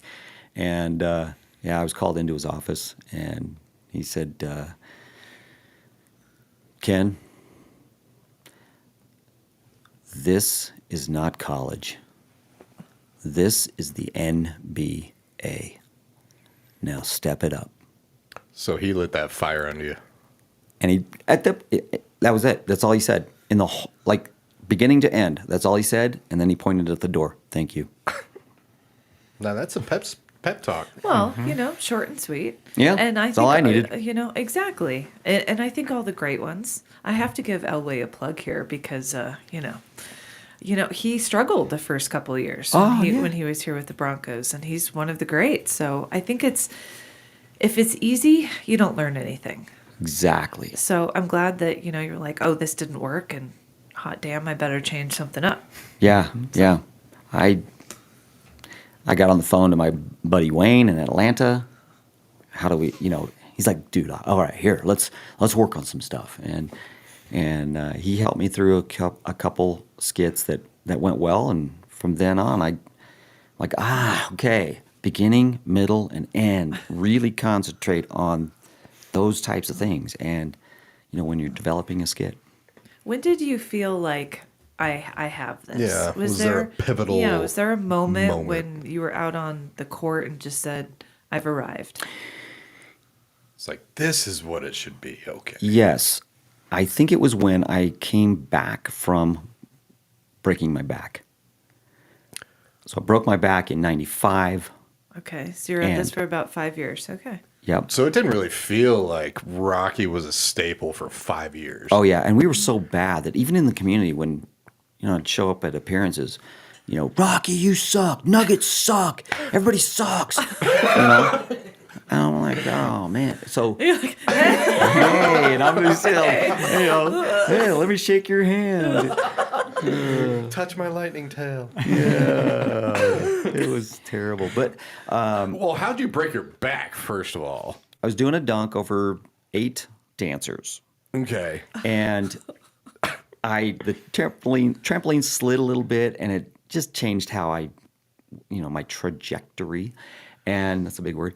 And I just ended up smacking the floor, and I hit I dove to the side, kind of twisted, dove to the side, trying not to land on the dancers.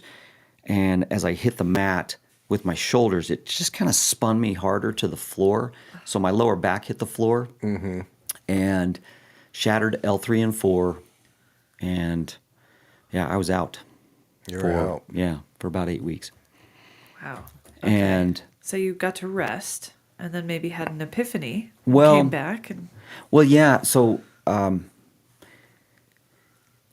I actually, it was great because the Nuggets kind of leaned into it, and they said I was so worried that they were going to replace me. I'm just like, that's not what should happen. I just knew that this needs to be consistent. They need to lean into this, and they did. And you got a lot of support. I got tons, and that was pivotal for me. That's where the city just blew up, and I mean, literally, I received boxes of letters. Radio stations did remotes all around town. Swing by and sign a big old get well card for Rocky. Everything was oversized, and I mean, I actually literally have these get well cards still. I know that's kind of weird to say, but you ever take them out and read yeah. them still? Oh, every once in a yeah. while? Oh, yeah. not at all. It was motivation. It was- support is huge, especially Oh when you my have those gosh. first couple of years of going, where is this going? Then Yeah. you're like, oh, actually, I am a pivotal Yeah. part of this community. Yeah, and the support was huge. They did a whole campaign. Rocky's back. They sold shirts that had Rocky's. It said Rocky's back on the back of the shirt, nothing on the front. It was awesome. They leaned into it, and from there, I gained momentum. Felt like I could, really. I don't know. I could really fly. So you have an outwarming just level of support from the community after you break your back, and before it was like, he's Rocky. So after all of this, after all these letters and everything like that, tell me about when you came back into McNichols, the first time after you're back, and Well, with all this going on, they asked me, okay, so what do you want to do your first game? And I said, I think I should dunk. And they're like, oh, good, thanks. That's what we were hoping for. And so it was actually pretty scary to dunk again. And, First game back. Yeah, but I'm like, let's go over the dancers again. And so they said, ladies and gentlemen, he's going to do the same dunk he did when. I'm no longer the craziest person anywhere in this building. But I did change one thing. I had somebody hold the trampoline. Okay. Yeah, that's smart. Yeah, and from then on, I had people hold the trampoline. Yeah, I think that's a good idea. Yeah. How'd the And dunk go? it was great. Yeah, I spent very little time in the locker room that night. Everybody wanted to see, touch, shake hands with, take pictures with, Rocky. So it was huge. I was swamped all night, autographs, and it was awesome. It was amazing. Yeah. Where would you practice these stunts? There. Yeah? Yeah. How many times do you think you've actually dunked? Oh.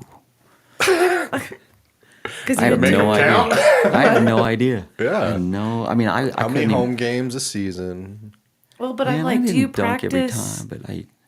1,000 times? Do you practice 100 times? I mean, I'm just kind of curious. Well, when dunking you're- was so fun. Okay. I mean, and out of costume. Oh my gosh, it was just. Well, We would wear ourselves out. you probably don't know the number because you would take friends and you would just dunk for fun with friends and family. Yeah.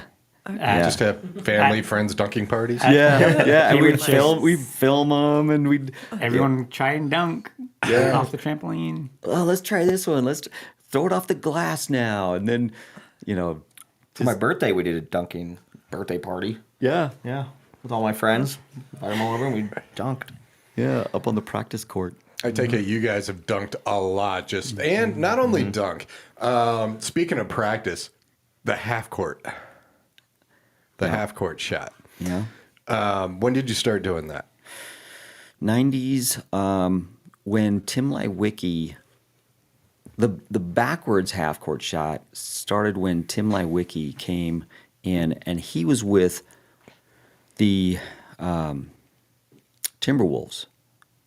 And he came out on the court one day, and I was out there messing around and whatever, and I had been throwing forwards half court shots. Okay. And he came out and he goes, "Hey man, you ever done this backwards?" I'm like, "No." Why would I? He's like, "Yeah, Crunch in Minnesota, he's thrown a few backwards ones." I'm like, oh, "Really?" So, tried that. It was way easier, and yeah, I was way better at that. Yeah, and then so I ended up doing that every game, and then it became A staple. a state. Yeah, Yeah. and then they then- ended up sponsoring it. Then you introduced the ladder. And And I it intro- just got yeah. more and more crazy. Well, after you do these so many times, it's like, okay, how do we step this up? Right. You always got to be stepping it up more and more, and Yeah. topping yourself. What would you say your percentage was of making those backward shots? Well, if you go shot for shot, terrible. Because but if you go shots per game, but the person makes, next to you made it his first shot. So I'm just throwing that out there. yeah, several times. You can take it, Drake. Yeah, I did, Dad. Yeah. Several times. Exactly. Yeah, and I would say per game. So I was pretty good per game. I would be over 50% for games made. Yeah, Nice. I would go on losing streak. I would go on miss streaks, and my highest miss streak was 11 games Ew. Okay. in a row. I have tried it many times, never made it. Hmm. So I find it very impressive, especially like first shot. You know Like, what though? sunk Is it. most women are better at it than men. I'm just saying. Oh, I'm the anomaly here. Because for some reason, women are they'll shoot it straighter every time. Interesting. Okay. All right. Yeah. I'm gonna have to get back out on the court Yeah. and try. What about you, Cade? Have you done a lot of half court shots? Nope. No, I just won't. left it to them. I would be the rebounder, You liked being the or guy the s- behind the scenes. or I was the spotter for them as well, being out there next to them. So no, I didn't throw a lot or any that I remember. I'm sure I have, but nope. Nice. And speaking of spotters and everything, these guys when they were my assistants, they would stand right next to me, just outside the circle at half court. And then when he took over, I did the same, and it was so fun, so awesome to be standing right there and handing him the ball, and then the key the idea of the person standing right there was just back off a little bit, or give it a little bit more heat, a little left, a little right, Throw it up more. Yeah, that was pretty straight. Because a lot of times you can't tell. Right. Yeah. A little Yeah. more arc, too much arc, stuff like that. I bet that was amazing just being on their court with your sons, and your son Drake is you, Right. and just the feeling of, just kind of passing on the Yeah. torch. Well, I didn't puff out my chest at all. No. No. I tell you what, though, it was not only a proud moment, but kind of a surreal, kind of out of body experience.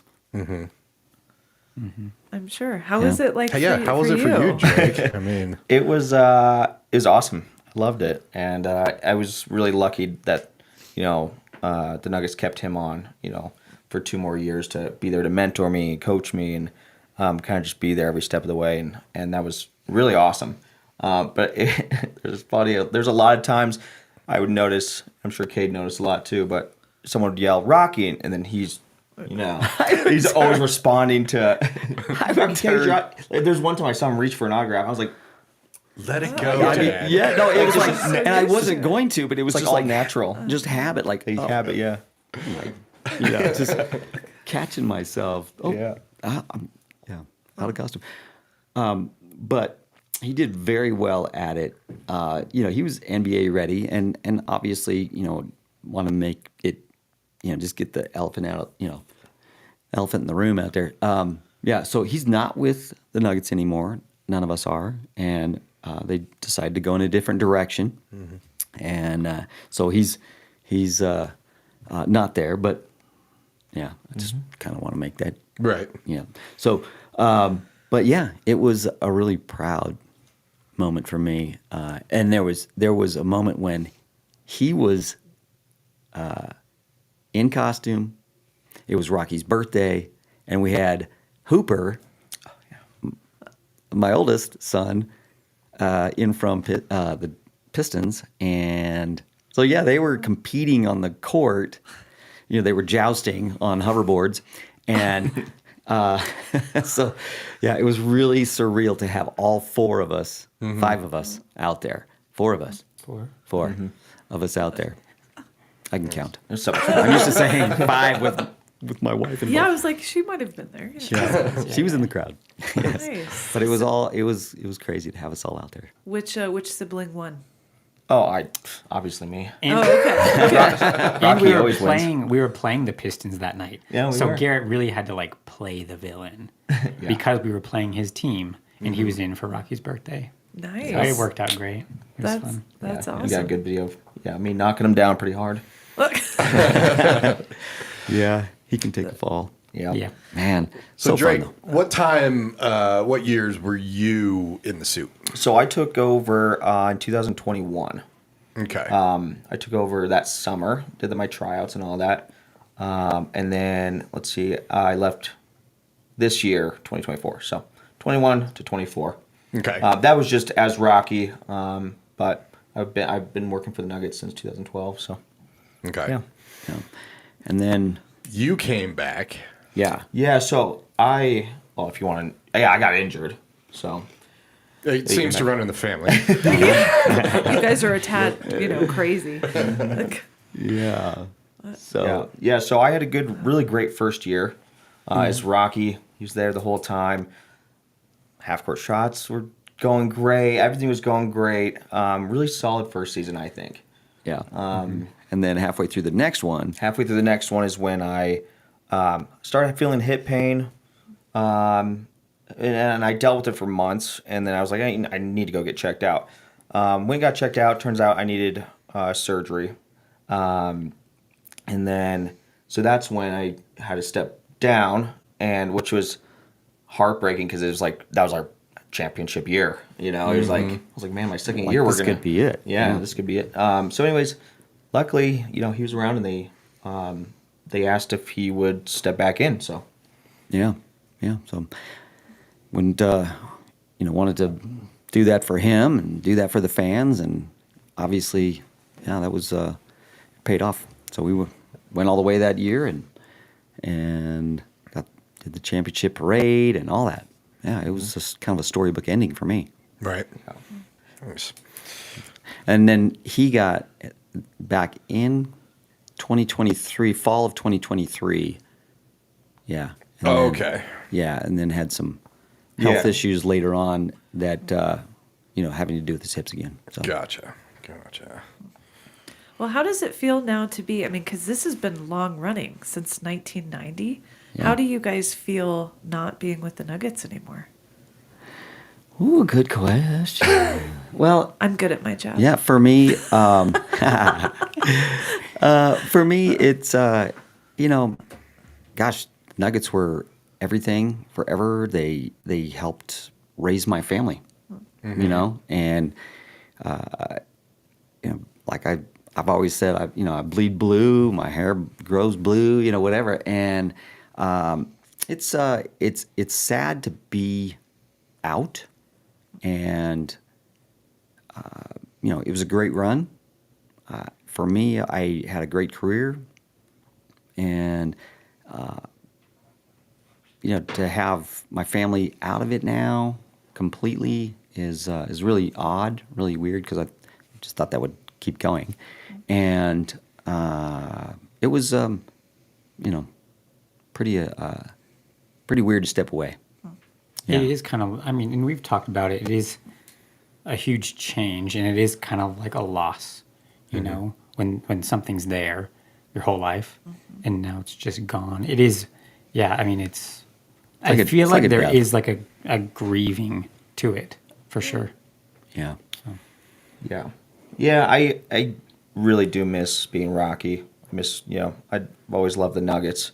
I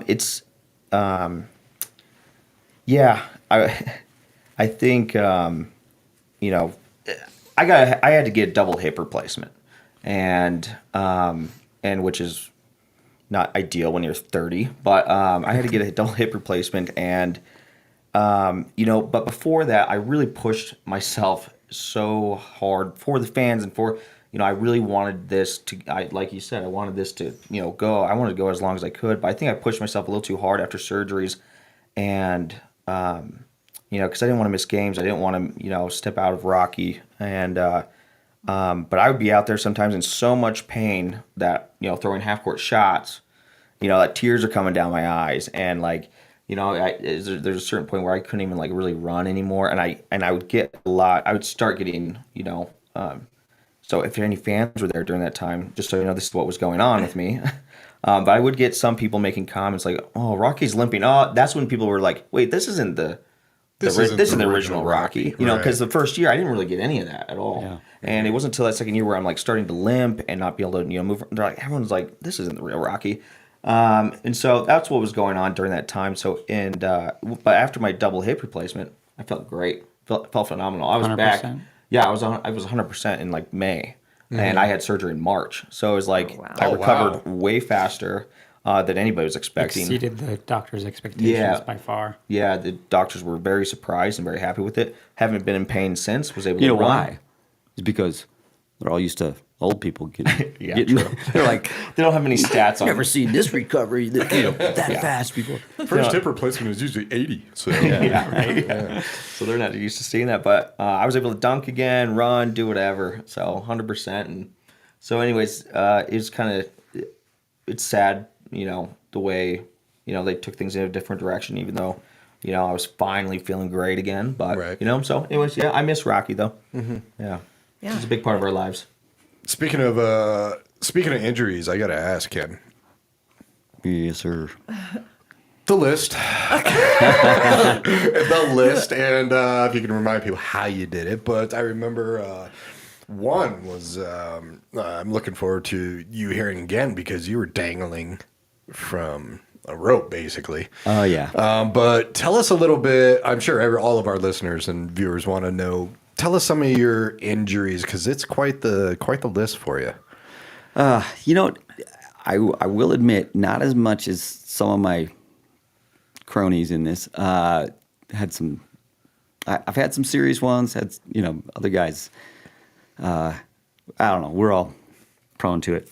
However, so for me specifically, broken back. Was that the first one? That was the first major one. Okay. Yeah. All right. Yeah. And then, I've broken both of my feet jumping off the rim. Shoulder. In college, I did a front flip over a bunch of cheerleaders and ended up sublexing and tearing my rotator cuff. So I had surgery in college for that. Then one time in Guadalajara, I was down there performing with Magic Johnson and his traveling team after he left the NBA, and did a dunk where I dislocated my left shoulder, hyperextended my right knee, sublexed my right hip, and All at the same time. yes, all in I one love watching dunk. their expressions. They're just like, you're just crazy. That's my Like, daddy. I know. That was all in one dunk. That's it's sad to say. Ended up going to the hospital on that one. Get this though, they pulled the ambulance into the back after his physical therapist and his massage therapist were working on me. They could not get my shoulder to go back in, so I was like it wouldn't go down. Like I just stuck out, walking around. Anyways, but on the way to the hospital, in their ambulance, it was just a van with a wooden bench in the back. I'm laying on this wooden bench, face down, hanging my arm over it. They hit a pothole, and my arm went back in. Thank you. So they did all the X-rays, said nothing's wrong, you're fine. I called my doctor at the time. I called him back here in the States, Steve Traina, and I said, "Hey," and he was the team doctor at the time. I said, "Hey, doc, my shoulder." I explained the whole thing, and he's like, "Well, just come back. Are you done there?" I'm like, "No, I got one more game." And he says, "Well, just come in to my office when you're back in town." I'm like, I'm actually flying from here to London to do a week of dunk shows with Muggsy Bogues. And he's like, "Okay, well, come see me after that." Go over there, come back. Yeah, sure enough, it was broken. The ligaments had torn bone, and so my shoulder was all jacked up at that point. And you still did a full week of dunking. Yeah, so I did that. I had somebody wrap my left shoulder to me, just around my chest, so I could use my elbows fine.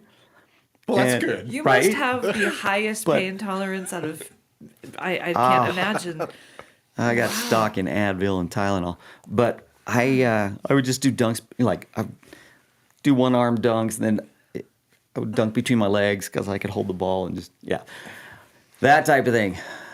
But Okay. that one was a break. That was a crazy one. Yeah, I've broken teeth on the rim. You busted your head open. Oh, so many times. Yeah. I The love fact how that you you're- can't I remember know. some things. Well, I love that we'll let this it is go. just kind of normal conversation too. I mean, are you guys sitting around the dinner table and you're like, "Oh yeah, I busted my head open again today." And it's like, Just the normal. Rehearsals, Yeah, I was with exactly. him when he did that, and I drove him to the hospital. Yeah. That's right. I was riding a one wheel. This is just a few years You were ago. just rehearsing. Yeah. Rehearsing in the back. I was riding a one wheel. I was going to jump off the one wheel, hit the trampoline, and I was going so fast I didn't realize how far I would go. He just went into the wall or something. Yeah. Or the ground. Yeah. This was just a couple of years ago? Yeah. So you were just doing it for fun? Well, This was rehearsals. yeah. This was To her. see if you could do it in a game. Yeah. Okay. okay, Yeah. yeah, And that we're only didn't- 25. That you know, didn't- We didn't do that. Yeah. I ended up not doing that one. In game. Is it normal for you boys to see this? Are you guys scared at all? Or are you just like, oh, we're headed back to the hospital again? Yeah. Oh yeah, the scariest thing we would watch was when he was rehearsing his rollerblade dunk. I mean, they built this big Slingshot ramp, rollerblade. done. slingshot rollerblade dunk, in this big ramp that would go up to the hoop, and they would pull. He would get set in this slingshot, and they would pull it way back and just shoot him at the at the ramp, and he'd go up, and it was scary watching him get launched that fast at the rim. Yeah. That was a crazy one. We pulled the ramp back to 3-point line. So it was dunking from the 3-point line. Uh-huh. And yeah, up on the practice court, there was a couple times when I would hit the flags. We have My flags hanging in God, there. Yeah, And that I'm are so really high. freaking high up there. And Ken. I'm just coming right down. And there was a few times I just caught the rim right in my stomach. And it was, all right, we gotta back this up. We gotta, I did not like watching that one. yeah. No. Did you do any of this type of stuff as well? I did like the ladder shot, and a few other things, but nothing like that. I wasn't quite into that yet. I was kind of ease myself into it, but I wasn't quite there yet. Okay. The crazy one rehearsing was your backflip off a ladder dunk. That one was scary to watch too. Yeah. That was the one. I where- love that you don't remember something. Oh my gosh. Well, yeah, it makes sense. It's all kind of blurring together.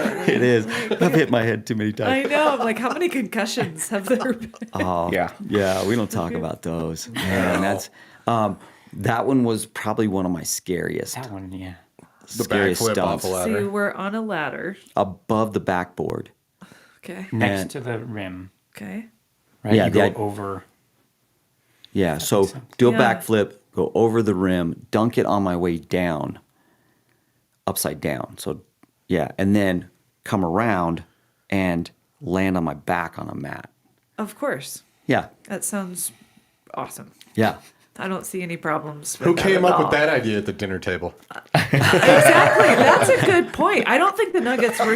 Was that you? No. You're like, no, that's not me.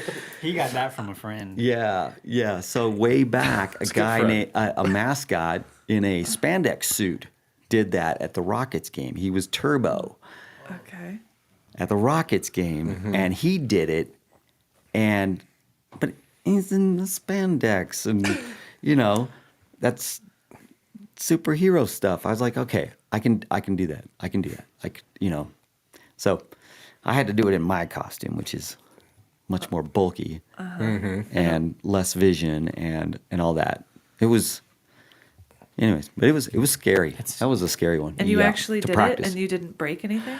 In the game, I missed the first one. Okay. You had to do it twice because you go over and you put your arms in the hoop too. So of course you couldn't let go of the ball, so it flung out. Yeah, yeah.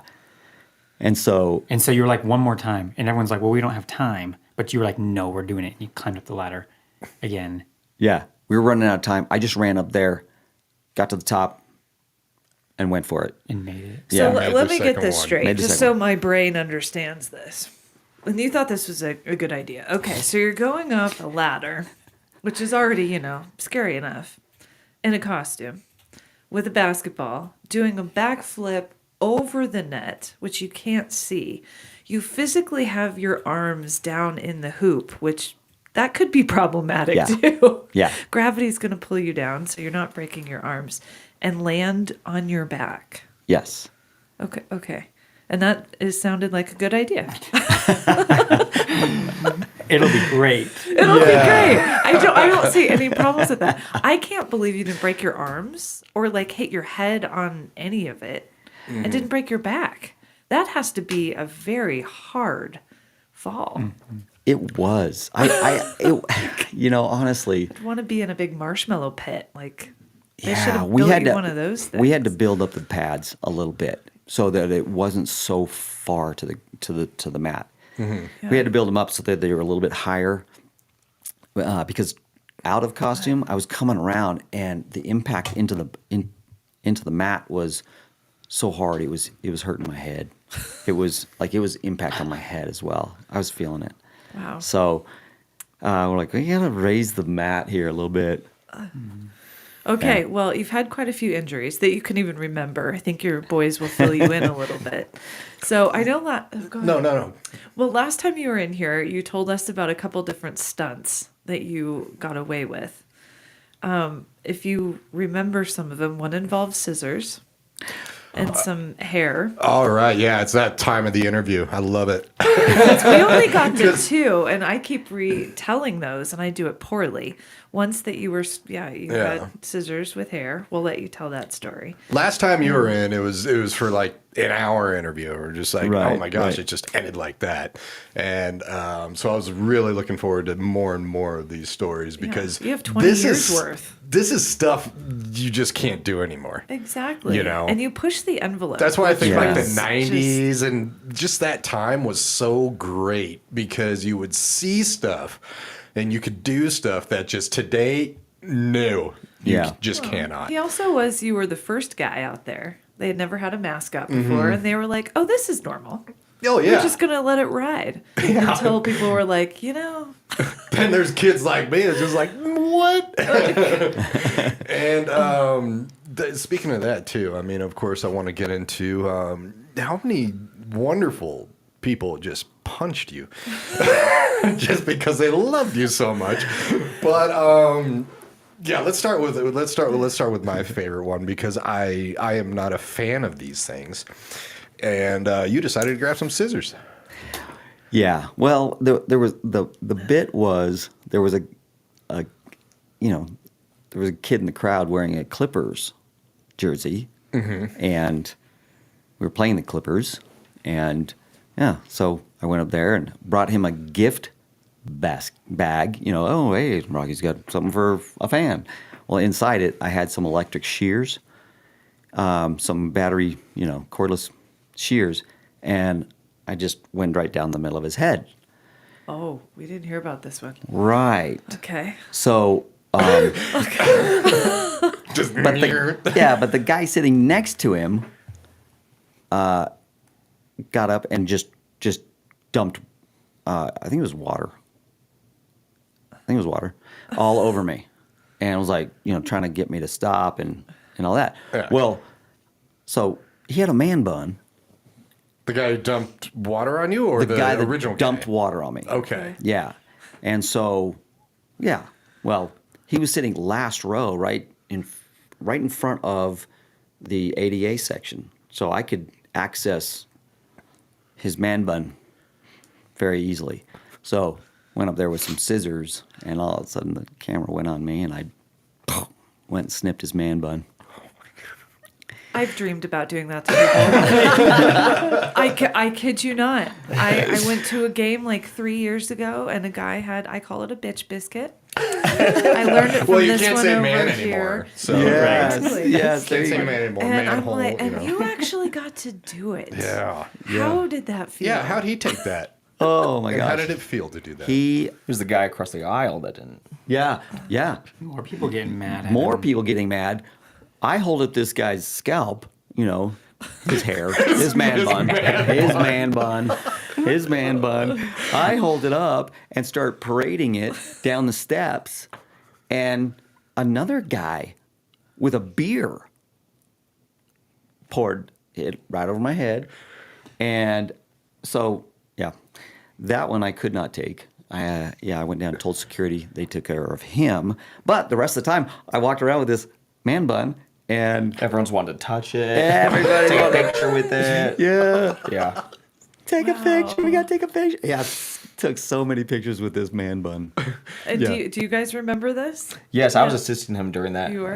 Time. Was that- you were there. Yeah. You were there. yeah. Was that a proud moment to be there? Yes. Yes, it was. Okay. My Yeah, I was in dad. college. Yeah, I okay. wasn't there. You weren't there? I was okay. in college. Okay. But when you heard about it, are you Oh like, yeah, it was everywhere. Oh yeah, it blew up that night. was It went everywhere. viral. Yeah. nice. Okay. Yeah. I love that you did that. That's just amazing. Yeah. You didn't tell us For all last the time for all the about, Sarahs out there. Thank you. You didn't tell us last time about Oh. shearing the guy's head next to him. So everybody got upset, but the guy whose man bun it was, I mean, what did he do? He, great sport.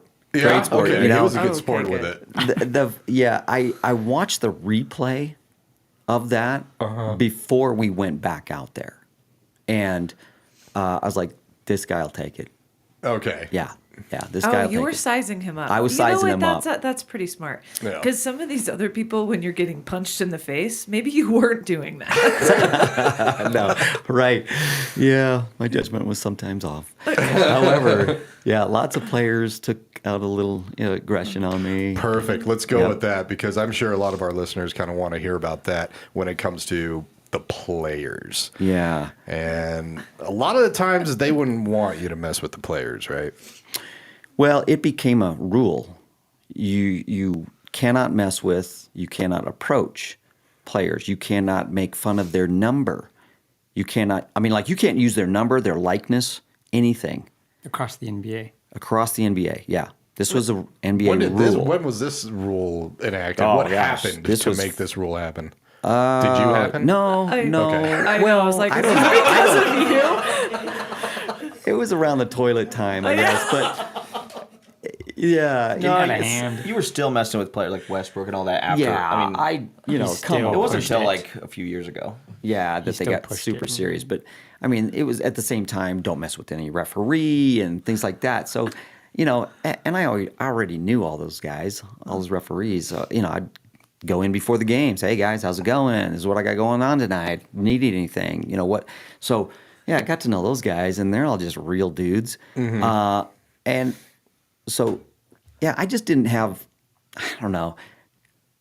Players to me are just people, and this is just entertainment. So They were don't take yourself too serious. And, Kind of there trying to win a game. right? But come on. Okay, I understand your point, and Right. they're trying to Chill. stay focused. Chill, baby. Yeah. Okay. Well, Go. It's all for the fans. It's all for the fans, It's all all the for the entertainment. Come on. fans. So yeah, lots of fines came down. One time I was walking by. I don't know. I wish I could remember who this was, but he was a player was inbounding the ball, and I pantsed him. Not all the way. I just tugged on his shorts, and he just he grabbed his shorts, and then he inbounded the ball, looking back at me. I'm like, wasn't me. That was bad. I was walking off the court another time, and this one made some headlines. ESPN was all over this one. I was walking off the court while players were lining up for a free throw. It was at the end of the break, and I just walked up. As I'm walking by, I pinched a player on the butt. He was bent over, so I pinched him, and that one. I don't know why everybody got so heated on that one. There was Westbrook. Not a fan. I got to tell you, just hey, sorry, but I'm not a fan of Westbrook. Tried to do some stuff with him, but he's just a loose. He's not having it. No play. No. But Barkley and all the stuff that we did with Barkley, he was so into it. The guy gets the game. He understands that it's entertainment. He's still entertaining. It's just entertainment. Right. And that guy, we got to where we were friends, and he would come in before a game and, hey man, what are we doing tonight? And so I'd tell him what I was thinking, and he'd give his little input. And but at first, that was another no, hard no, don't mess with Barkley. And I pulled that one off with a, yes, go ahead and do this, but this better work. Gotcha. Type of scenario. And sure enough, yeah, I called him out. He came out, punched me in the face. I was on my stilts, knocked me down. But yeah. But I had taunted him the game before this a lot. And he came over and punched me and about knocked me out. Yeah. He wasn't the only he did guy stun who me, yeah. punched you, is he? No. No. Yeah. I do love how you're reacting. No. You got hit by a UFC fighter. Yeah. Oh my God, dude. How? Yeah. Female UFC fighter. You should Oh. see that in slow motion. Wow. Yeah. Leon How- Spinks yeah. Leon Spinks punched me. I don't know who that is. I'm sorry. Oh. I don't know who that is yeah. either. Oh, okay. Oh, look it up. Or you could Yep, share yep. it right now. Yep. Heavyweight boxer, champion. okay. Evander Holyfield. He punched you? Yep. How are you alive? Like, in all sincerity, I don't understand this. Luckily, there's a little padding, but I have scars all around my face here. One here, one here. Or here's here. Anyways, where the mask would cave in and cut me. Yeah. So See. every time that you've been punched, even by the heavyweights, you always had your mask on. Yeah. So were they at the game, or were you? yeah. Oh, okay. Yeah. And you just I'd come thought out it with- would be a good idea to taunt someone who punches people for a living? Yeah. I want to see how much this masochism goes. Yeah. They are so quick. I'll tell you what. Yeah. Man, they can throw You would really make it fast into a punch. bit, I think. Oh right? yeah, yeah. I would make it into it. I was actually doing a game for a CBA team that. I was just talking about him yesterday. I'll think of his name. Oh my gosh. It's okay. You've been hit a lot in the head. Yeah, he's big name. He owned a CBA team back in the day and that he played on. Oh my gosh, he's such a name. Anyways, yeah, he punched me. Never saw it coming. Yeah, those guys are fast. Okay, anyways, Yeah. we can move on. Yeah, But, no, yeah, it's those. good. I got kicked in the head by a couple players. Dennis Rodman was awesome. Yeah. Yeah, I could see that he would be kind of playful. yeah. He seems kind of. I mean, He's he looks crazy. like a A little out clown there, yeah. anyway, so Yeah. He's yeah. certifiable, but he was fun. Nice. Is there anything that you ever wanted to do that you didn't get to do? Either stunt wise or. Nope, I've scuba dived, I've skydived in costume.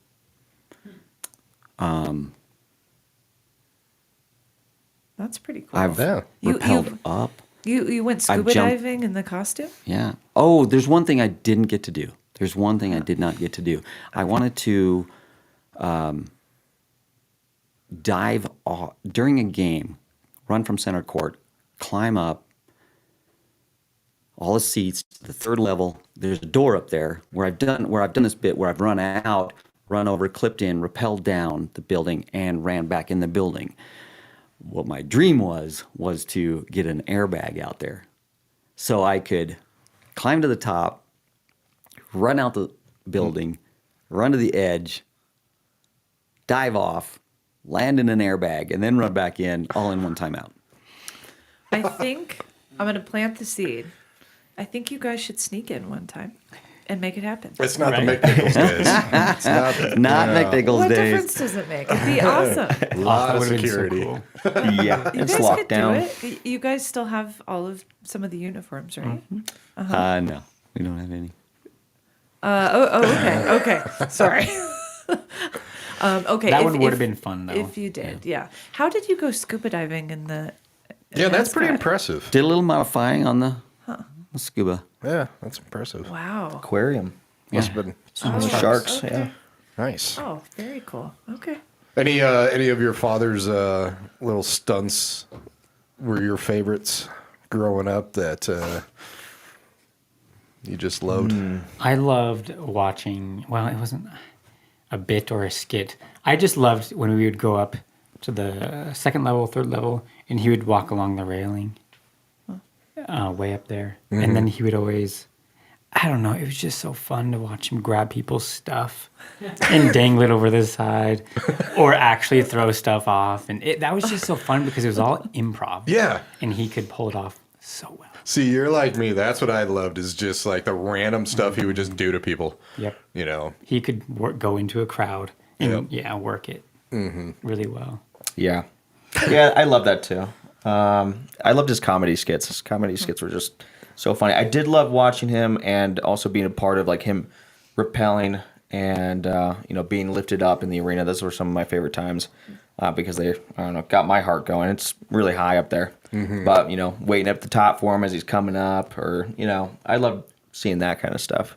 The fun one to pull off was when he would race from center court, run out, go up the stairs, kind of like the one you just described, but you wouldn't rappel up the side. He would race to the top of the arena in like, a minute? Up the stairs, climb. Because I would start with him center court. He would go, in front of the crowd. I would run back behind the scenes, and he would be going out, and I would meet him at the top. And we'd meet, and I would be able to escort him down. Nice. Yeah. And that was always just a rush. Yeah. But yeah. Man. Wow. I don't know how he got up there so fast. Yeah. And this one too. Yeah, because there was a And lot I'm calling of for oxygen just in case he needs it at the end of this. Yeah. And that one's a chaotic one, but it's fun. Yeah. We did one where I did this a couple times where I wanted to, instead of rappel or do a stunt like that, I wanted to run around the arena on the inside, just running on the suite barriers, Yeah. so the edge of the suite, so to run from one side, jump over each aisle God. and get around in one break. Yeah, I did that twice. You're crazy. I love it. You have to be, Yeah, I think especially so. back then. This is so special, though, to have the whole family be involved. Does anyone else have something like this? That's, Not that we know of. That's pretty special. You're the mascot family. Yeah, It was fun. It's it was really cool. it was great. It was really a lot of like I said, they grew up in this atmosphere, and I remember one night driving home, I got Garrett in the front seat. These two are in the back of the Rocky Mobile, crashed. They got school the next day. It was during the week, and that night we got pictures with Shaq and Kobe, and up in the weight room, and I think it was before the game. Yeah, and we're driving home, and my son says, Dad, this is pretty cool. I said, what is? He goes, this, I don't know, I don't have any friends that do this, and I don't think I know anybody that gets to do what we get to do and meet the people that we get to meet and everything. And he was like 12 at the time. I'm like, yeah, that's pretty cool, isn't it? And I think it was just then clicking for him that this isn't the norm. Like, I don't have any friends that grew up, doing this. It was the light just went on. Yeah, just tacking onto that, it just everything felt so normal growing up. Like it's just kind of not like we were numb to it, but it's like we didn't realize till a little later. So like when we met Shaq when we were like 8, 9, 10 area, when we met Shaq afterwards, I was like, oh my gosh, we met the genie from Shazam. That's so cool. It's like one of our favorite movies growing up. Didn't realize who he actually how big he was, but. I have moments like that all the time. Yeah. When I run into famous people, no clue. Yeah. Yeah. That's awesome. Yeah. Well, because they're to your point, they're all normal people. Yeah. They're just sometimes have the spotlight on them a Yeah. little bit more. But at that age, we didn't realize like how. Yeah, it wasn't until we got older we're like, oh my gosh, these guys are like big. Now we know who they actually are, and just being around, we were just around it all the time, so it wasn't like a huge deal growing up. But when we got older, we realized how freaking cool it was. Yeah. Well, yeah. Well, I wanted to get back to your podcast a little bit. Okay. So, because I know this has been going on for a little while. You have a lot of different mascots on. Do you have family? Do you have other friends that are coming in with you? So I've had my son on with from the Pistons. I've had Drake on. Okay. Cade is my producer, and sometimes he jumps in on it. Okay. But other than that, I've had. Go ahead. Honestly, Oh, so I did have some other people. I've had some other people on there, like some of my mentors. I had Robert Shields on, big deal for me. That was like my Superman growing up. He had a variety show, he and his wife. So Shields and Yarnell, he invented the robot.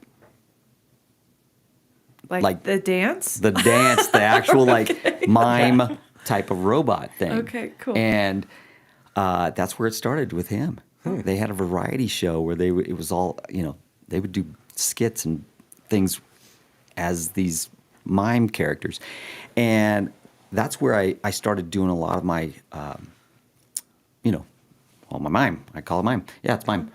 Just the interaction without speaking with people. And so back in the day, I was a little kid. My mom made me a little uniform, and I would do talent shows based off of what I'd seen from the Shields and Yarnell show. I called it. One day I'm driving home. So a couple years ago, I'm driving home. I'm like, you know what? I'm going to see if I can reach out to Robert Shields. I know that Yarnell, his wife, had passed away. They had separated, but then she had passed away. And so I not while driving, I pulled over and pulled out my phone, and I looked up Robert Shields. There was a number. Called it. Somebody answered. I said, hey, I'm trying to get a hold of Robert Shields. And he's like, who's this? I said, well, I'm my name is Kenn Solomon, and I'm a professional mascot, but I'm coming to the end of my career, and I just wanted to thank him because he says, well, you're welcome. I'm like, is this Robert? He's like, yep, this is him. I'm like, oh my gosh, this is like Superman to me. Yeah, he was a big deal to me. And then to be talking to him was really special. And I said, hey, I just want to thank you. You made a difference in my career. I actually met you when I was in college at Rick's in a hot tub. And so I had to explain that one. But I'm like, do you want to go into detail of that one? So I thanked him, and he was very gracious. And then I called him back and said, hey, would you be on my podcast? And he was, yeah, I'd be honored. So we talked to him, and he talked about the basics. And it was just, for me, it was amazing. So I had to share that with everybody. That's very amazing. Yeah. It's rare that someone gets to actually meet your mentor, your idol, really. Yeah. That's it was cool. Night and day to meeting the chicken. Yeah. Yeah. Yeah, I met the chicken a couple years into my career when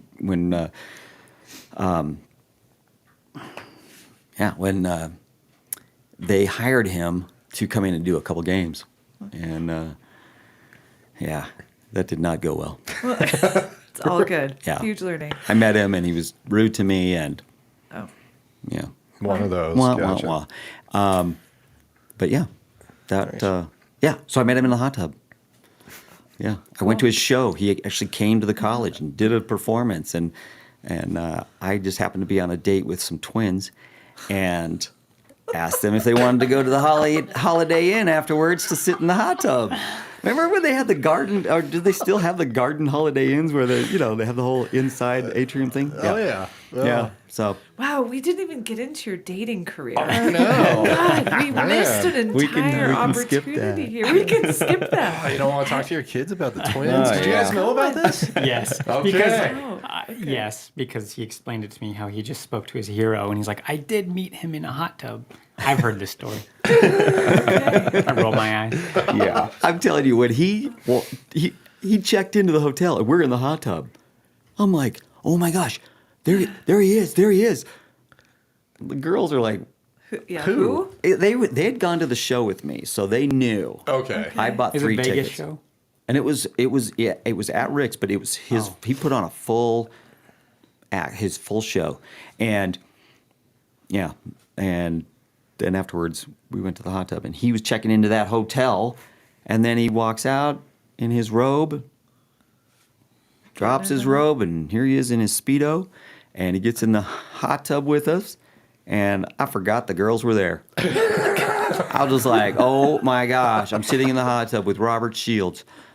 And I asked him everything I could. He explained so much to me. He was very nice. And yeah, it was pretty surreal. That's awesome. And he came on the podcast. That's even very cool. Where can people catch your podcast, and how often does an episode come out? Well, we try and do them as often as we can. Every couple of weeks usually. We have slowed it a little bit because I've been busy with some other things like this. But it's Between the Fur.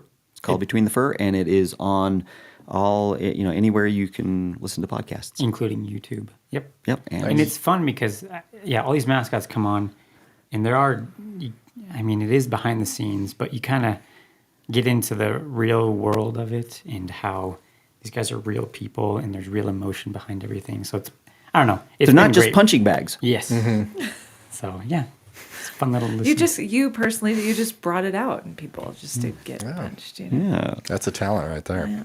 Have you But guys? it's a lot of fun. Go ahead. Have you guys met your idols? He's sitting right here. I mean, really, I kind of said that one. Nice response. Just kidding. Anyone in addition to the idol? They had to say that. Yeah. No, not really. He's kind of always been the inspiration for me. But Oh, that's Yeah. That's, awesome. it's true, yeah. yeah. That's pretty amazing. Dad, I love you. Okay, so I have to. Back in 1990, Oh yeah. you were hired on Yeah. at a whopping $26,500 a year. Of course, reports have stated that you were the highest paid NBA mascot out there. Coming in second place, they say Harry the Hawk at about $600,000 a year. Dun dun. Dun dun. So kind of Wait, I saw one lately that has me at $1 million. I did. I actually saw the million, million. yeah. I was going to say I have $1 million question. Ooh. ask that question. That you are leading into I it didn't ask a beautifully. question, but No, you're so everybody is under the impression that you have made quite the amount of money through your career and the highest paid mascot. Can we ask you that? You can. No, it's quite the rumor, quite the viral thing. In all honesty, no, I didn't make that. Okay. Yeah. Way more. No, way more than $1 million. That's the good answer. no, they, not even close. Not even close. Not even close. Not even close. Not even close. Last time you were in here, I think you said you actually called up your agent or somebody and said, "There's this rumor going around that I made all this money. I need some back pay," Right? which was a Like, good response. come on. You know? Yeah. I mean, I'm sure throughout the years you made more, especially with, the fame of Rocky. And once they realized, okay, this guy has it going on for us. Yeah, I got bumps. I got pay raises and things, and obviously I did not end up where I started, but not even close to what was reported. It's always a question. Well, gosh, how much is a mascot worth? Mm-hmm. And they're from I've heard this from other mascots as well. They always you get from management. Hey, well, we can just put anybody in there. Right. So, yeah, that's not necessarily true. They can put anybody in there, but do you get, the same? You get, The same impact. right, The same, yeah, right. exactly. So, I won't, I'm not going to dog on the Nuggets or anything like that because, they helped raise my family, and it was good. I was able to live a good, medium income type of life. So it was, it was good. It was good. Yeah. That is a good question, though. What is a mascot worth? Because you filled the shoes of many different types of people. I mean, you have the entertainment, you have the personality, you have to ramp people up, which is no easy task. I mean, and you invented Rocky. You have the swagger, and like you said, you have the mime. I'm going to butcher it, so I will not do that. But there's so many different components to it.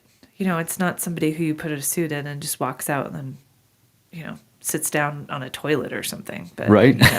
It's somebody who's very creative. And so there's many different layers to what that job embodies. So, Yeah. I mean, do you go into that in the podcast a little bit with the other mascots of? Yeah, we do. In fact, criteria? There's it's interesting because there's things that certain teams want, and it's become less and less about the performer and the performance, and more about the dollar and selling the time. Hey, that spot is valuable, and if you're going to put your mascot in it, you got to, so it's become more of a, go shake hands, take pictures, and pat heads, and that type of thing. They've kind of come back around to that, in my opinion. A lot of teams have, and then on the other hand, we talk about how. What is our value when we get together and stuff like we compare, what are you getting paid? How are you getting paid? What's your structure like? Is it per, do you get paid per appearance outside for things, or is that included in your contract? Do you have a contract? That type of thing. And so, it's kind of all over the board. Oh. One time I was going into negotiations, though. This is after Tim Leiweke left the Nuggets. This is way back. And he asked me to do an appearance at his daughter's school. Sure, go ahead, yep. So while I'm waiting to go in, he's there, his wife's there, and we're talking, and I said, hey, Tim, I need to ask you this. You're no longer with us, so get ready. I said, I'm going into negotiations, next contract. What do you think I should, how should I approach this? Do the Nuggets, consider me as a good asset? He goes, dude, they know exactly what you're worth. He goes, you ask for everything. You ask for the moon. And so that really gave me a good confidence boost, obviously. And, but, it comes into, everything from putting the butts in the seats to how does a family feel going home, and Entertaining the butts right, in the seats. right? Exactly, the experience, The yeah. kids, are they gonna buy tickets in the future? That type of thing, and then to all the merchandise. Right. And back in the day, I actually got 5% Of the everything merchandise. sold. of Rocky stuff. Yeah. That didn't last very long, but I did. Those were the days. Yeah. So merchandise, the impact in the community, outside appearances, things like that. Right. Yeah, there's a lot that goes into it. Yeah. Not just some guy they give a beer to run around in a costume at a game. There's a lot to it. maybe now that's kind of what it is. Yeah, it's kind of, but yeah, if that's what's going on now, that's boring. Yeah. It goes back to what we started with. We It's lived you through the gave it great some times. character, Yeah. exactly. Mm-hmm. You know, You know, great times where you're just like, what is he going to do? Oh, I can't wait. So, Yeah. yeah, those times Sometimes are I didn't unfortunately know. gone. exactly. Sometimes I didn't know. Yeah, exactly. What do you think is going to be the thing that you're going to miss the most? First and foremost, working with my sons.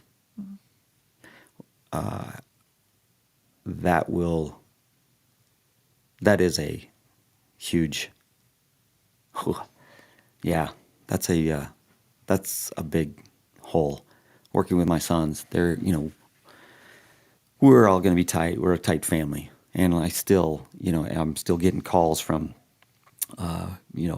Garrett every day. Hey, I'm doing this. What do you think if I added this? That type of thing. But just collabing and things. Drake has some things that I won't go into right now that, he might be back.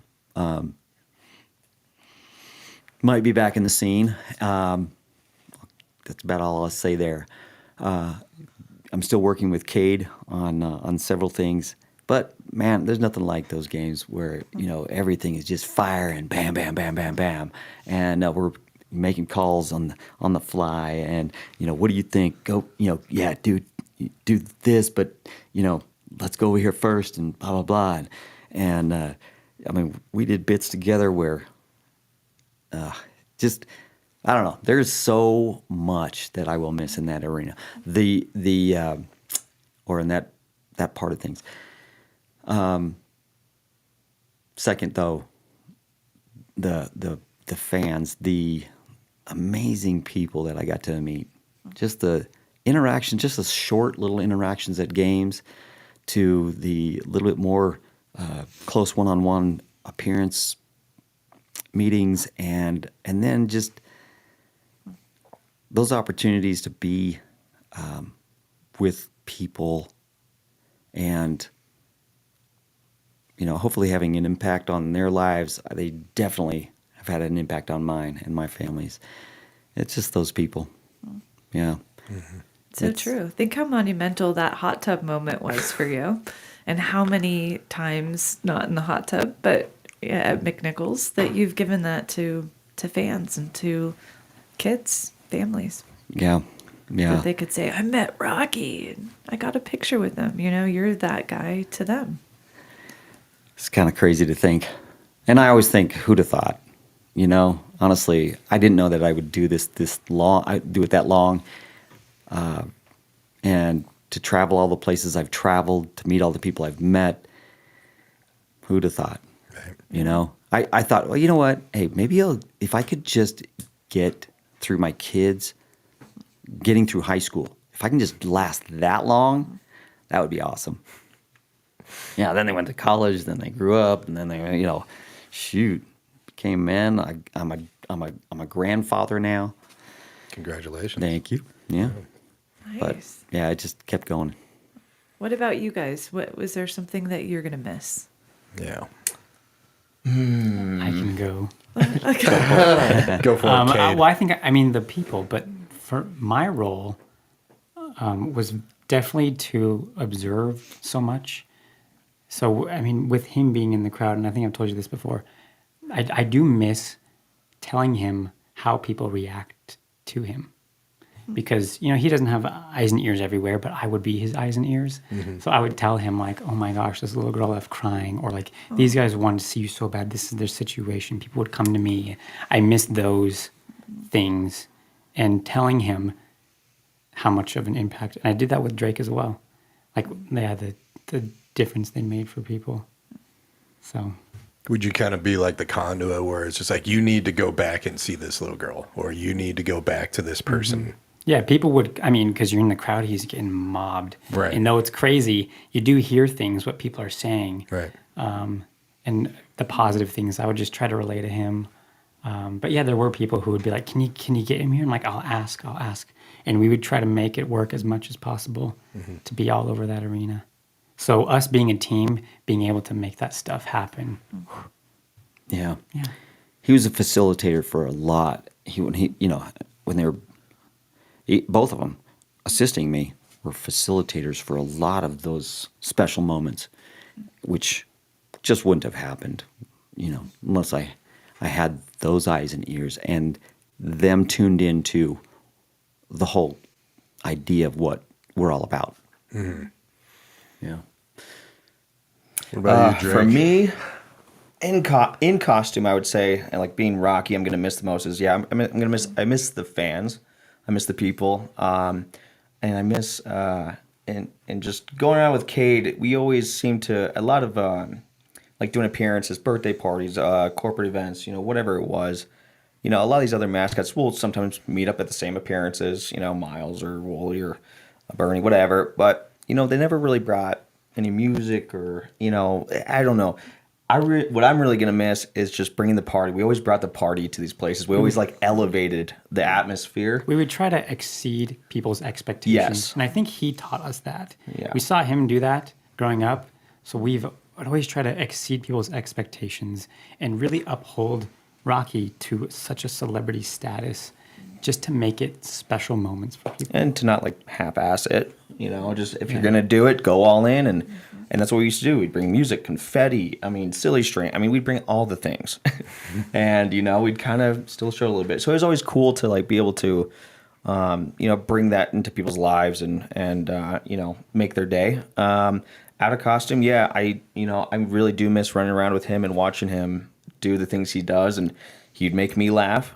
And then sometimes I'd be there rolling my eyes. Sometimes it depended, but it was really cool to see how he functioned and how the impact he had on everyone's lives. Anybody he was around or touched, it was amazing. And the one thing I will say is I do miss going to Children's Hospital, and that was really cool to watch him do it. I got a chance to do it a little bit, and just to see the kids there and make their world after something terrible has happened, and so yeah, that's what I'm gonna miss. That's cool. Was Children's Hospital kind of like a normal thing for you to show up and hang out with the kids? Yeah. Back in the day, and I'm so grateful for this, but back in the day, Carl Scheer was again brilliant. One of the first things he did was say, okay, we were in a meeting talking about the development of this character, and he's like, okay, somebody, I need autograph cards. And at first I was like, what? I'm doing autographs? I'm going to be doing autographs? That's so cool. I was like, just so into it. And then he goes, and let's get him in some appearances. Let's get him out there. Anybody have ideas? And somebody said, hey, I can get him to Children's Hospital. So every Tuesday. Really? Every Tuesday? Yep, for many years. Oh my gosh. Yeah. And man, so many amazing people came through there. Just amazing experiences. Yeah, it was so fun. Yeah, I looked forward to that. At first, it was, I'm committed to this every Tuesday, But man, that was what I really ended up looking forward to. Yeah, I bet. Yeah, very quickly. I was like, oh, this is special. And it was interesting to watch because sometimes you'd walk into these rooms and it's like just tragedy, and I'm like, how are you gonna go? How are you gonna go? Like not like go in there and be a clown? Like everything's great. Like how are you gonna turn things around in there, but not be like obnoxious, but be caring and be, but also make their day, So it was really cool to watch him work and how he's very gentle, but he would be funny, but like not over, not too much. So it was really cool. To really connect with people. Yeah, he connected with people very well. Mm-hmm. Well, during your stint as Rocky, did you also go to Children's Hospital? Is that still a thing? Yes, yeah, I did. Yeah, So- I probably went a couple times a year. So how'd you do it?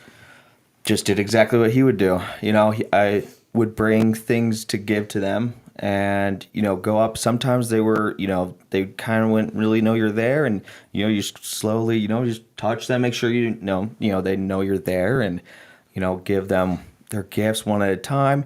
Maybe do a little goofy thing, looking out the window, or shaking your tail, or they'd always get a giggle out of that, and take pictures. But just small stuff like that. It wasn't yeah, that's kind of what we'd do. It'd always make their day. So Yeah, there was one story, if you don't mind me sharing, but it's one of my favorites. It was terrible what happened, but it was one that I was really like, I don't know how you're gonna go in there. How are you gonna do this? Because there was these two kids. One was like 16 and the other one was 13, and they were traveling from Utah to here for a hockey tournament. They ended up coming through the mountains, got in a car accident, and both their parents passed. And so we were asked to come visit them, and so these two kids that just lost their parents over the weekend, it was like days fresh, and they're just in the hospital, and I really didn't know how you're gonna do it, but you walked in there, and they're kind of sitting there, they're not really like kind of emotionless, but you were able to somehow brighten their day, and they ended up, by the time we left, they were smiling. Like, they didn't smile the whole time. They're like, they haven't been talking to anybody. They haven't really said anything. And they're just quiet and aren't, they're just in shock. But by the time we left, yeah, they were smiling. I was like, I don't know how you did that. That was, yeah, amazing. So. Yeah. I remember that one. I remember the one with you and I, orphans. You visited some orphans, just a room with orphans and some parents, silent. I'm like, what are you going to do in there? Yeah, and he went in there were meeting. Yeah, they were meeting for the first time, and people. I mean, these parents were like sizing up these kids. Yeah, it was one of those meetings where just a room. trying to match families and kids and things like that, and It transformed that room by the time we left. yeah, some of those were really awkward situations. But Well, you it- carried them so well. Mm-hmm. Yeah, Yeah, pretty interesting to witness. And when I say awkward, just like, okay, How do I bring up the vibe without? how do I bring up the vibe without being Obnoxious. obnoxious? Yeah, Yeah. man. And like, yeah, you don't want people to be like, "Ah, we do not need this right now. Yeah, you want to be sensitive, but yet, Yeah. man, yeah, That's there was. amazing. Gosh, you guys are such staples of the community. I mean, truly. I mean, thank you for. I've done nonprofit work in my past. I think maybe I shared with you, Ken, that before, but that made me emotional to hear you say that. I mean, that's very, very special to have those moments. Those kids will never forget it. And when I say, I appreciate this opportunity to share, to get a little bit more deeper in that, because people do ask that question all the time. Oh, what are you going to miss? Well, I mean, all of the fans, the people in the community, and blah blah blah. But What's the to be able to connection? dive in a little bit and just share more of what that actually means. Even like the hospital staff and stuff. I mean, just staying within that arena, the hospital staff, just always so grateful. Thank you. I've been trying to connect with this kid, and or thank you. It's just so heavy today. Thank you for being here, and this just makes my world. And can I get a picture? And just I got to share this with my family, or whatever. It's just I just feel so blessed to have had that conduit to those people, and those opportunities. It really, who'd have thought? Well, somebody did.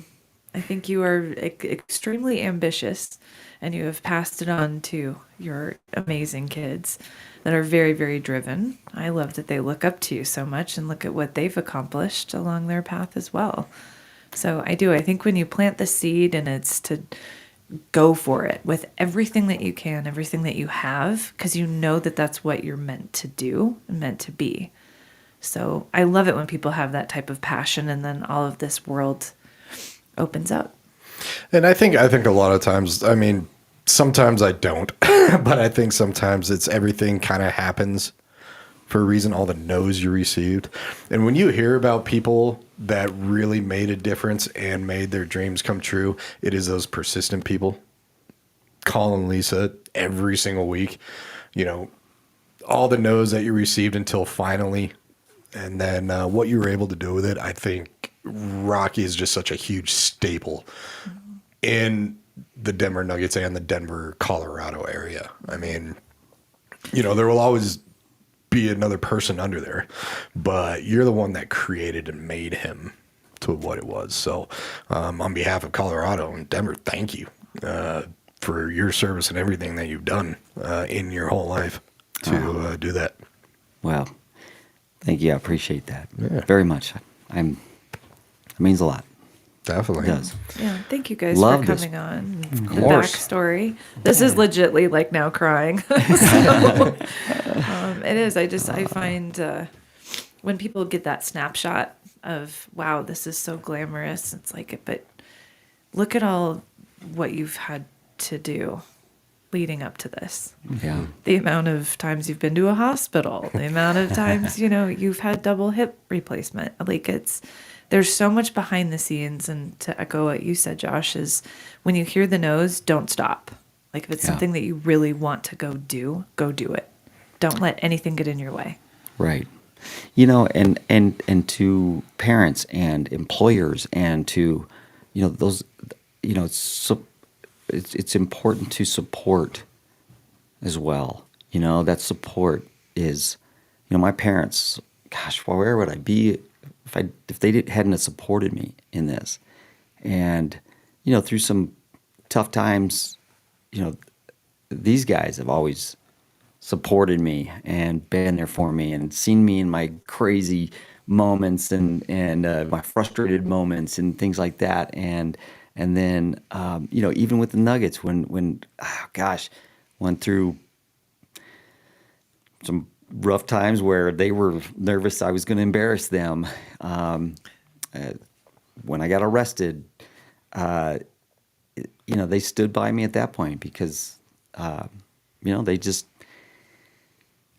they knew my character, and they said we're gonna stick by you if and this is a whole nother story, but yeah, even at that point when they could have just tossed me to the side and said not worth it, and but they stuck by me and said, hey, if any of this, if you're found guilty of anything, we're not going to support you. You will be fired at that point, which fair enough.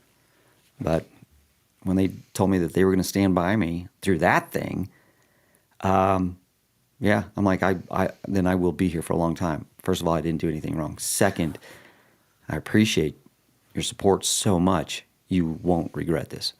And that was big. That was big for me. That was big for my family. And so just, the support of everyone, I appreciate so much, and the fans and the love that we've received over the years is just something I can't explain or express.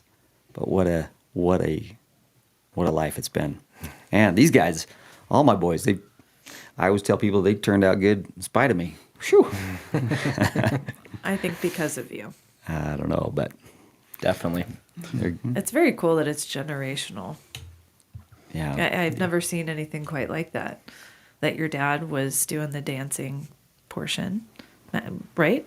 Dancing, mascot, dancing. My dad was a cheerleader. Cheerleader. Okay. Yep. Okay. High school, Okay. college. Okay. Sorry, I'll get it right. Yeah, that's all right. Cheerleader. But it's cool that it just transcends. Yeah.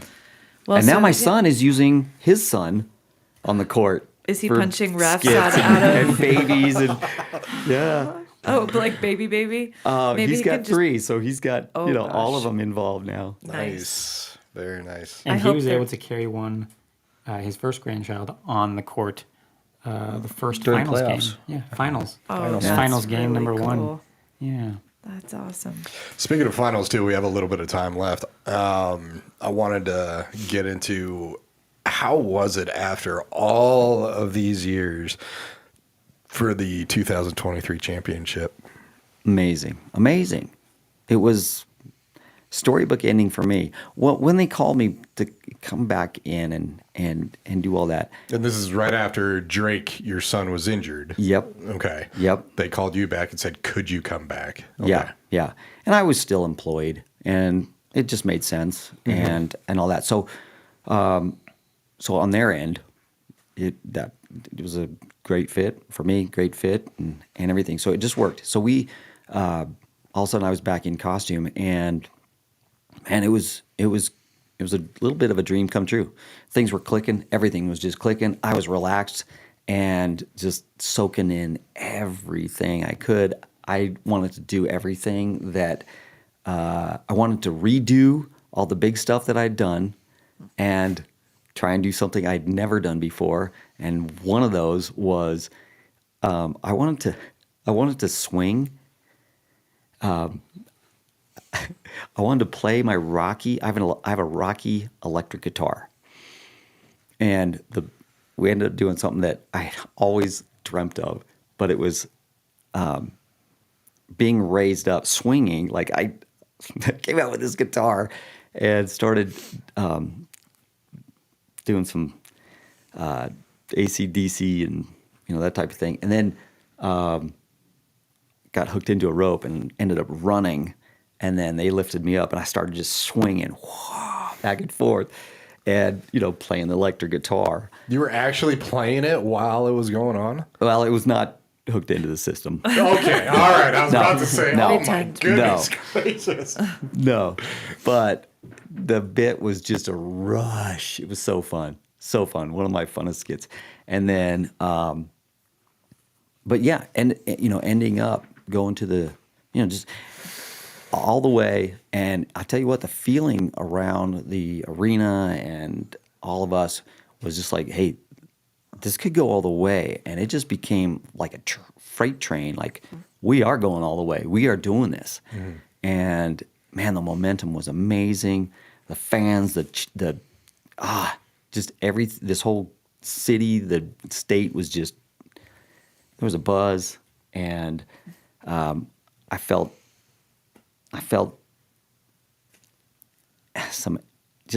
my heart went out to this one, because this was his, that was supposed to be his year. Right. On the other hand, I was like, oh my gosh, I need to soak this in, and I need to appreciate this, because I've just been handed something very special. And we were all just in sync. This one, I felt bad at one point. He was in one of the suites watching one of the playoff games, the watch party at the arena, and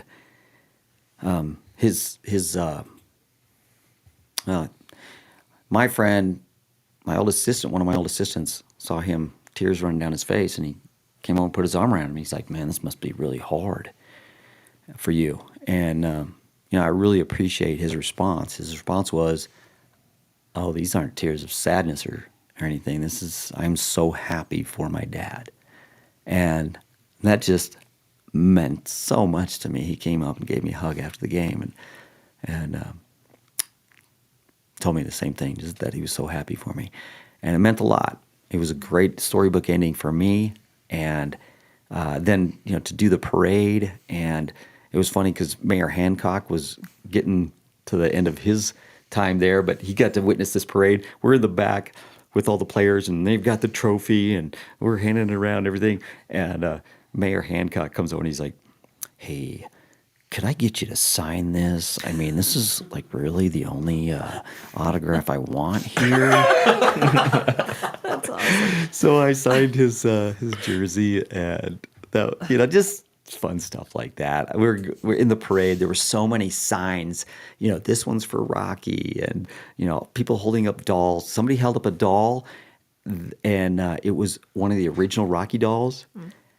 We passed it, and he was already thinking what I was thinking. I see this thing go by, and I'm trying to find somebody. Like somebody grab it. Somebody grab that. Somebody grab that. And sure enough, I couldn't find anybody. All of a sudden, he runs up with this doll. And he shows it to me because they were trying to get it signed. I saw that they were trying to like show it to me and get it, you know, Right. can you sign this? Right. And so I'm like, somebody get that. So he runs up with it. I signed it. Shortly after that, somebody handed me a prosthetic leg. They took their leg off. Yeah.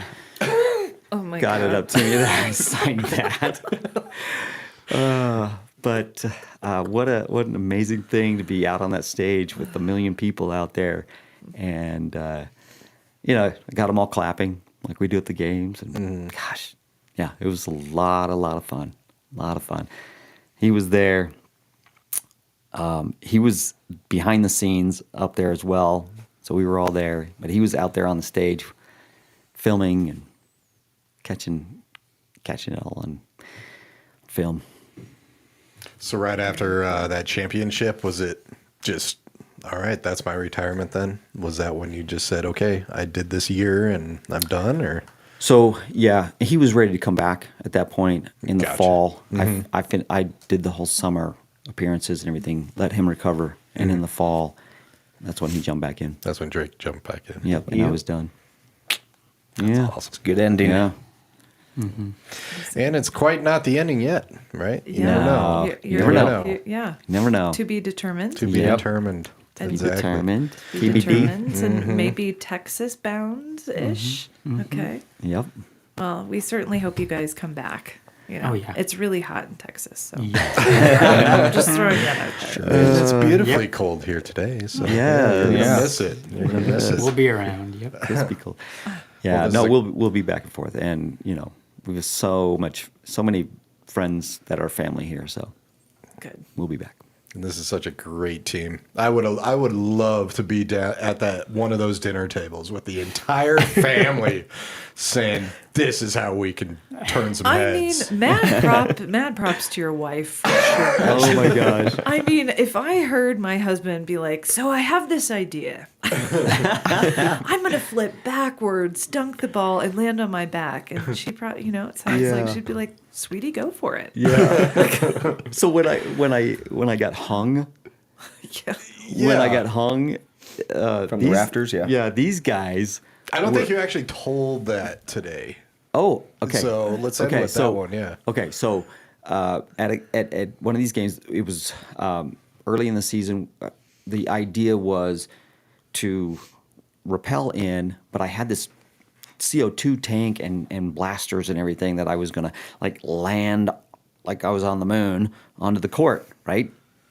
And so I had this whole pack rigged up. We had practiced rappelling, but then at the last minute, I was told, "Hey, we need you to do the game ball delivery." I'm like, you know the timing on that, right? And so we figured it out. Yes, we'll be able to do this. So delivered the game ball on the court, ran back, switched out my jacket, zipped up my jacket because I had a special jacket that I wanted to wear, and run to the elevator, take the elevator up. The elevator was standing by. They had been holding the elevator, go all the way to the top.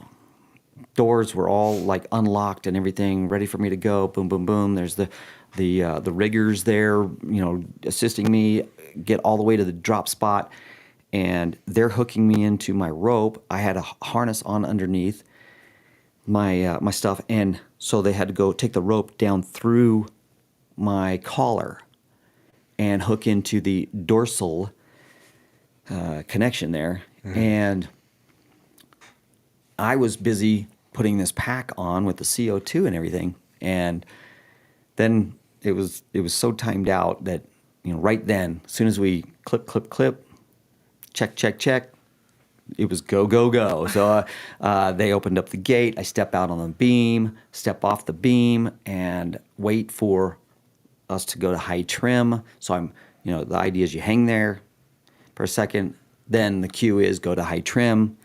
So then you're above the scoreboard, and then wait there for the video to end, and then they lower you in. And Which is like usually like a minute and a half or two. Isn't yeah, it? yeah. And so before you even start to lower, it's about a minute and a half. And so I stepped off the beam, and the rope tightened up in my collar, and so my collar got just yanked against my neck, and all I felt was the zipper digging into my neck. It was just the zipper that I felt. I was like, ow, ow, ow, that hurts. And all I remember thinking was, I cannot wait to get down. And that was all I remember. The next thing, I'm on the court, and I hear this faint, yelling for Rocky. Rocky, are you okay? Rocky, are you okay? And then all of a sudden, just everything went really loud. And, Kenn, are you okay? I'm like, geez, ow. Guy's yelling in my ear. But I wake up. I'm like, oh, no. No, please. Don't tell me what. I knew what had happened. And, yeah, I popped up. I'm like, well, I slapped my guy on the back. I'm going to go in the back now. So I just took off and ran in the back, and everybody's following me, and, EMTs and everybody and police, and, they're all kind of chasing me down going, stop.